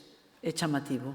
Competencias que, ademais, a moción que, ademais, afectaba na súa resolución a familias desta cidade. Pero, en todo caso, quería sinalalo. Traemos agora unha moción para o Plan Integral Viario do barrio de Vello Mesoiro. É un barrio, xa sabemos, de esencia basicamente rural que foi transformándose a medida que nacían novos edificios a carón dun dos polígonos principais desta cidade, o de Pocomaco. É un barrio que, pola súa singularidade, mistura parcelas de cultivos familiares, zonas verdes descuidadas, o paso do río Monelos, que a estas alturas recibe o nome de Río Mesoiro, convivencia de casas, fincas, edificios, pequenas vías de acceso con unha estrada xeral da Diputación, naves industriais preto das vivendas, precisa, e así o reclama a veciñanza a través da súa asociación veciñal a Xunqueiras, unha reordenación e acondicionamento viario. Unha ollada básica basta para poder comprobar a pouca atención que recibe do Concello e que as súas demandas reiteradas non son debidamente atendidas, acumulando unha serie de déficits que van deteriorando a calidade da barriada. Tocaría suliñar que é un barrio rodeado de grandes zonas verdes e descampados, con un parque infantil que ten un recinto de 3 pequenas pezas infantís, a demanda dun transporte urbano con máis frecuencia, úneselle tamén, neste caso, a simpleza do mobiliario das paradas de autobús, pequenas cubertas sin ninguna capacidade de protección, a limpeza de solares, sobre todo na ribeira do río Monelos, condenada a unha degradación que, cunha correcta limpeza e adecuación, podría ser incluso aproveitada como espazo de esparexemento. Estudo e a cometida das posibilidades de aparcadoiros que existen nas zonas para evitar as malas prácticas ante a falta de espacios habilitados nun barrio con poucas posibilidades de reordenación. Así como outras melloras no barrio que facilitarían en grande medida a vida das persoas que o habitan, sendo algunhas incluso correccións de pésimos plantexamentos na súa instalación ou reparación. Valga, por exemplo, zonas de erva na esplanada circular do Parque Biosaludable que entorpecen o seu uso, acceso a este equipamento para cadeiras, de rodas, achaflanado a beirarrúa na parte equivocada. Bancos ao longo do carril bici de madeira mal pulida e soltando resina. Só hai un banco chamado mixto, procedente de fontes responsables, que é o adecuado ao lugar no que se instalou. Calexón do barrio sin arquetas nin desagües, con peligro para os viandantes. Unha serie de deficiencias que, por todas elas, elevamos a súa aprobación o seguinte acordo. Instar o goberno local a limpeza da maleza, a librar as beirarrúas do camiño de Pourón das papeleiras ancladas, no paseo paralelo á AC14 ao longo do carril cambiar os bancos, cambio de marquesinas nas paradas do autobús, arranxar a estrada da Fonte Pequena, estudar o cambio de dirección nas estradas perpendiculares á estrada da Diputación 512, que facilitarían a visibilidade e os accesos, eliminar a sinal vertical de rúa sin salida no camiño de Pourón por obsoleta e enganosa, reparación das beiras rúas da DP 512 no tramo do quilómetro 1.49, estrada que sube hacia Nove Mesoiro por diante da gasoliñeira de Cepsa, o estado das mesmas por estar moi deteriorado é un risco para os viandantes, arreglo da estrada da entrada ao núcleo de vivendas de Bío, que está absolutamente deteriorada, colocación de volardos ao longo da beirarrúa na rúa Estrada de Mesoiro, desde o Banco Sabadell, pódense ver como os coches súbense ás beirarrúas, impedindo o paso de sillas de nenos, cadeiras de rodas, etc. Instar a Diputación tamén ao desvío do transporte pesado da estrada DP 512, por certo, cuestión que tamén apoian os veciños do Birloque, e instar a Fomento a facilitar as zonas colindantes ao carril bici que agora son descampados para o seu aproveitamento como e habilitación como aparcadoiros do barrio e zonas de lecer para a veciñanza, podéndose dotar de mobiliario apropiado para favorecer o uso. Esta moción, ademais, ven acompañada de varias fotos onde se poden comprobar todas as situacións que a veciñanza denuncia. Moitas grazas. Moitas grazas, señora Faraldo. Polo BNG, señor Jorquera. Grazas, señora alcaldesa. Nesta moción plantéxanse unha serie de cuestións que xa foron suscitadas polo BNG en distintas preguntas ao Goberno municipal. Os problemas de Mesoiro Vello e de Bío son comuns a outros núcleos de características rurais ou rururbanas existentes no noso espazo municipal. Como xa temos dito, son espazos que se caracterizan polos seus valores ambientais e patrimoniais, mas moitas veces a carencia de servizos, o desleixo urbanístico e o abandono de espazos provoca que estes lugares se convertan en espazos marxinais e degradados esquecidos nas políticas municipais. Por exemplo, na moción faise mención ao río Mesoiro, un espazo de valor ambiental que ademais podería ser un lugar de paseo e lecer para os habitantes da contorna, mas atópase en limpar con residuos depositados nas marxes do río e no propio leito e con isto pola maleza que medra nas beiras e nas fincas próximas. A esta situación súmase a afectación ambiental e paisaxística de implantacións industriais como algúns elementos presentes na parte traseira de naves do polígono de Pocomaco situadas a escasos metros do curso do río. A respecto de outras actuacións, coincidimos en que é necesario ampliar e mellorar a pavimentación das beirarrúas na estrada DP 512, que atravesa o núcleo de Novo Mesoiro, que se instalen marquesinas nas paradas de buses e que se negocie coa Diputación, que é a titular da vía, medidas dirixidas a aumentar a seguridade dos peóns e a calmar o tráfico, en particular a mellora de pintado e da sinalización dos pasos de peóns. As demandas que afectan esta estrada son compartidas pola veciñanza de outros núcleos, caso de San Cristóbal das Viñas, o Birloque, o Martinete ou Feáns. Mesmo reclaman que se desvíe o tráfico pesado polo risco que representa e por existir, ademais, vías alternativas. Constanos que a Deputación de Coruña acaba de iniciar os trámites para o cambio de titularidade a prol do Concello de distintas vías das que era titular a Diputación, como a estrada de acceso ao Sanatorio de Santa Xema dende Palavea, a estrada de San Pedro de Visma a Bazaído ou a estrada de Agrela a Moura. Ao noso xuízo, tamén se debería reclamar a cesión da titularidade da DP 512, pois nestes núcleos ten unhas características claras de travesía urbana. Outra demanda da veciñanza de Mesoiro Vello e a eliminación de casoupos e outros elementos que invaden o espazo público, cortando rúas e virarrúas e dificultando o paso. As veciñas e veciños tamén reclaman a creación de zonas verdes e áreas de aparcamento no camiño do Poupurón e nas marxes do vial complementario da C14, negociando a tal efecto co Ministerio de Fomento, que é o titular desta vía. Polo que respecta a Bío, a estrada de acceso a este núcleo está nun estado lamentável, hai elementos de grande valor patrimonial como un pozo en estado de abandono, no centro do núcleo hai unha bella casa de pedra en ruínas e chea de maleza, a maleza tamén medra descontrolada na contorna do polígono de Bío ou da zona de afectación do túnel ferroviario existente nesa zona. A esta situación hai que sumar a falla de espazos verdes e de reunión comunitaria. Por estas razóns, coincidimos cos puntos que se enumeran na moción e imos votar a favor. Moitas grazas. Moitas grazas, señor Jorquera. Pola Marea Atlántica, señor Lema.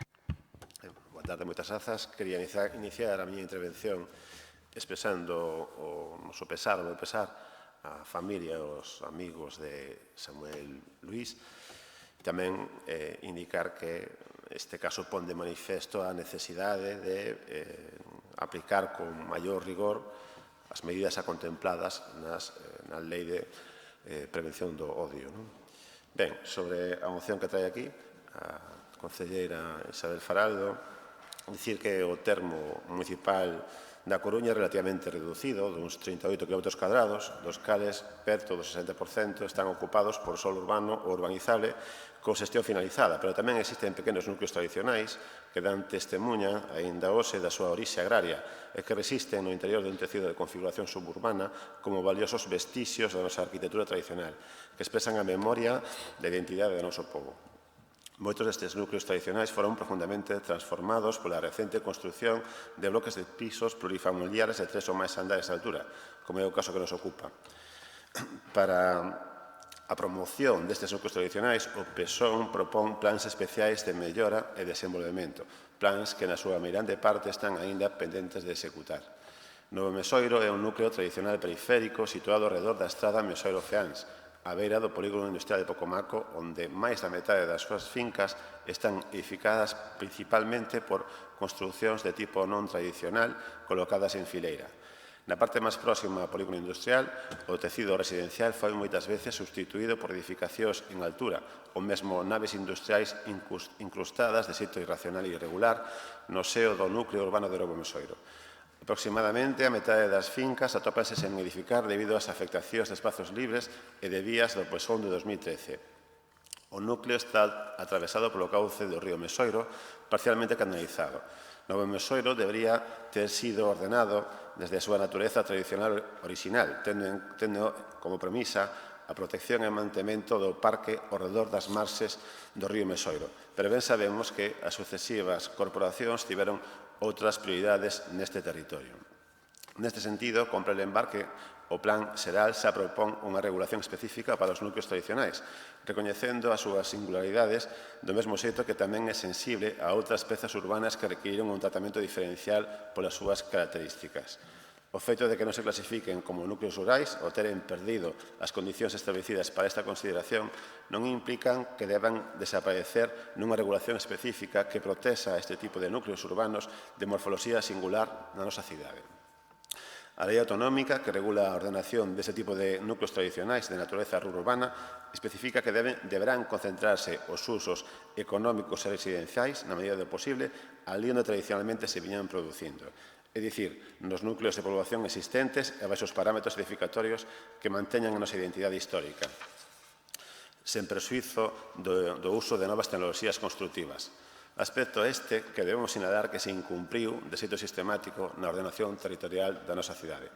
A Marea Atlántica tratou cando menos de frear e paliar no posible o proceso de desaparición destes valiosos vestixios de arquitectura tradicional, realizando obras de mellora. Neste sentido, a ordenación e adecuación do espazo público do núcleo do Vello Mesoiro é unha asignatura pendente a que a Marea Atlántica tratou de contribuir con puntuais proxectos de mellora. Moitos deles froito de demandas veciñais impulsadas desde os orzamentos participativos, un programa caído en desgraza coa chegada do actual goberno que considera que a voz da veciñanza debe manifestarse únicamente a través do voto cada 4 anos. Citamos dúas destas actuacións feitas a través desta ferramenta dos orzamentos participativos, como son o Parque Infantil, proposta da Asociación de Veciños da Xunqueira, e tamén as máquinas biosaludables instalados no mesmo tamén a iniciativa desta asociación. Son iniciativas que pensamos que contribuíron as dúas a mellorar a calidade de vida dos veciños. Dito todo o anterior, apoiaremos tamén nos esta moción. Grazas. Moitas grazas, señor Lema. Polo Grupo Popular, señor García. Gracias, señora alcaldesa. Buenos días a todos. En primer lugar, como persona y como padre, también quería trasladar pues ese pésame a la familia de este chico asesinado cruelmente, y también quería trasladar pues que de la misma manera esa justicia para un empresario coruñés, un ciudadano coruñés y una familia coruñesa llevan 1 año y medio esperando por el asesinato cruel que tuvo Diego Bello, y que el Gobierno central les dice que se busquen su vida en Filipinas. La cantidad de mociones vinculadas a nuestros barrios en estos 2 años de Gobierno municipal, la cantidad de mejoras de servicios básicos o de equipamientos que se describen en estas mociones es brutal. Si quieren leer entre líneas, bien, y si no, seguiremos sumidos en esta solicitud de necesidades de nuestros coruñeses mes a mes y año tras año. Todo esto les viene a decir que la manera de construir la ciudad no es la más adecuada, ya que no mejoran la calidad de vida de los vecinos ni dan respuesta a las demandas de mayor participación en la planificación de sus vidas y núcleos urbanos. Este grupo insiste de nuevo en reorientar, sí, en reorientar la manera de planificar, de financiar y de gestionar los asentamientos, así como de alentar a la participación ciudadana y del resto de los agentes implicados. La Coruña, los coruñeses, los de los barrios urbanos y los de los barrios periféricos les están gritando que apuesten por reactivar esa planificación y ese diseño urbano y territorial integrado. Un concepto que en el contexto urbano llamamos planificación urbana integral. Las desigualdades, la vulnerabilidad de los barrios como Mesoiro Bello, o Novo Mesoiro, o Feáns, o Bens, o La Silva, o Cances, en nuestra ciudad ha alcanzado cotas muy significativas en estos últimos 6 años y necesitan soluciones, pero soluciones ágiles, soluciones precisas y soluciones sectoriales porque son estratégicos en nuestra ciudad. Ustedes tienen que responder a la problemática de una manera integral, con participación de la ciudadana y de los principales agentes implicados y con soluciones a escalas diferentes, territorial, urbana o de vivienda. Este tipo de barrios lejanos al centro urbano necesitan planificarse y entendemos que deben de tocar varios ejes temáticos y que ustedes lo hacen de una manera improvisada. 1. Barrios urbanos saludables, que buscan garantizar un entorno libre de contaminación para mejorar su salud pública.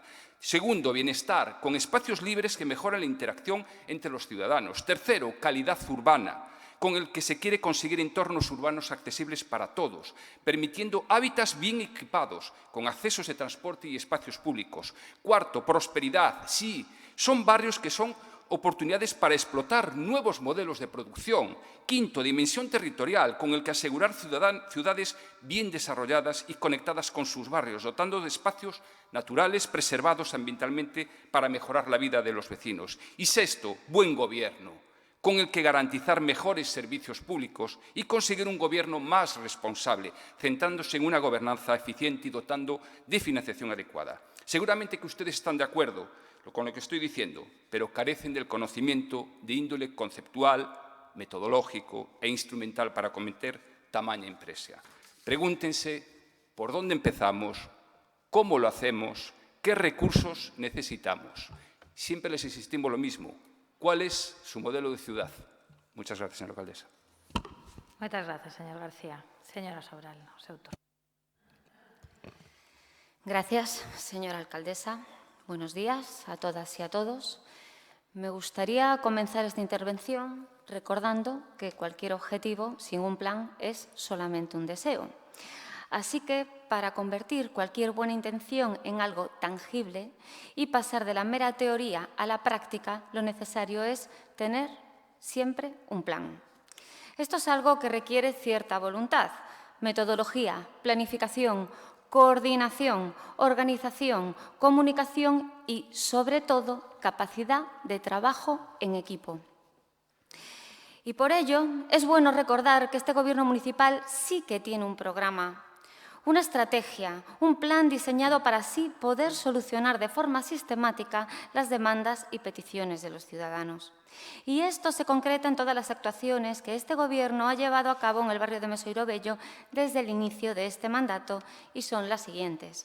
Desde el área de urbanismo y movilidad, la negociación con Fomento de la cesión al Ayuntamiento de unos terrenos en el entorno de la tercera ronda y del vial Mesoiro Campus del Viña, con el fin de realizar las mejoras solicitadas por los vecinos. La ejecución del parque biosaludable en el Paseo Mesoiro, la instalación de bancos en ese mismo paseo, la mejora de la red de pluviales de Rúa Huerto. Se han realizado varios cambios de sentido del tráfico, como por ejemplo en la nombrada Rúa Huerto, y se están estudiando otros a petición de la Asociación de Vecinos Axunqueiras. Está en proyecto la mejora del parque infantil y se está ejecutando una mejora de caminos rurales que afecta a varios caminos del núcleo de Mesoiro Bello. También está prevista la eliminación de la señal del camino de Pouporón, así como la colocación de volardos a lo largo de la calle Estrada de Mesoiro. Desde el área de medio ambiente tenemos en marcha varios requerimientos para la limpieza y acondicionamiento de fincas particulares en mal estado. En su defecto, actuaremos desde el Ayuntamiento por ejecución subsidiaria. Ya está activada la campaña de prevención de incendios. Se están realizando refuerzos de limpieza y en breve se procederá a la limpieza del entorno del río, como ya se le ha comunicado a la Asociación de Vecinos. Próximamente se realizará la instalación de nuevos contenedores de recogida de basura y de recogida selectiva. Como bien sabrá, señora Faraldo, desde este Gobierno municipal estamos en permanente y coordinada comunicación con la Asociación de Vecinos Axunqueiras. Esta comunicación se pone de manifiesto a través de las visitas que se han venido realizando desde las diferentes áreas, además de un permanente contacto por distintos medios. A través de esta interlocución directa disponemos de un profundo conocimiento de las necesidades del barrio, trasladadas en gran medida por sus representantes vecinales, porque las actuaciones para subsanar deficiencias y mejorar la calidad urbana constituyen un punto esencial en nuestra agenda de trabajo. En breve, por ejemplo, se convocarán reuniones de trabajo entre la policía local y las asociaciones de vecinos para atender las necesidades de cada barrio en materia de seguridad, iniciativa llevada a cabo desde la Concejalía de Seguridad Ciudadana. Como decía en un principio, trabajo en equipo. Con todas estas actuaciones, pretendemos recuperar el encanto de Mesoiro Bello, un lugar que transmite tranquilidad con el sonido de su río, el recuerdo de sus antiguas lavandeiras, ejemplo de feminismo y de lucha de clase, pero sin olvidarnos de la necesidad de disponer de dotaciones que faciliten la vida de sus vecinos y vecinas. Por todo ello, votaremos a favor de esta moción. Muchas gracias. Moitas grazas, señora Sobral. Remata o debate. Procedemos á votación da moción. Votos a favor da mesma.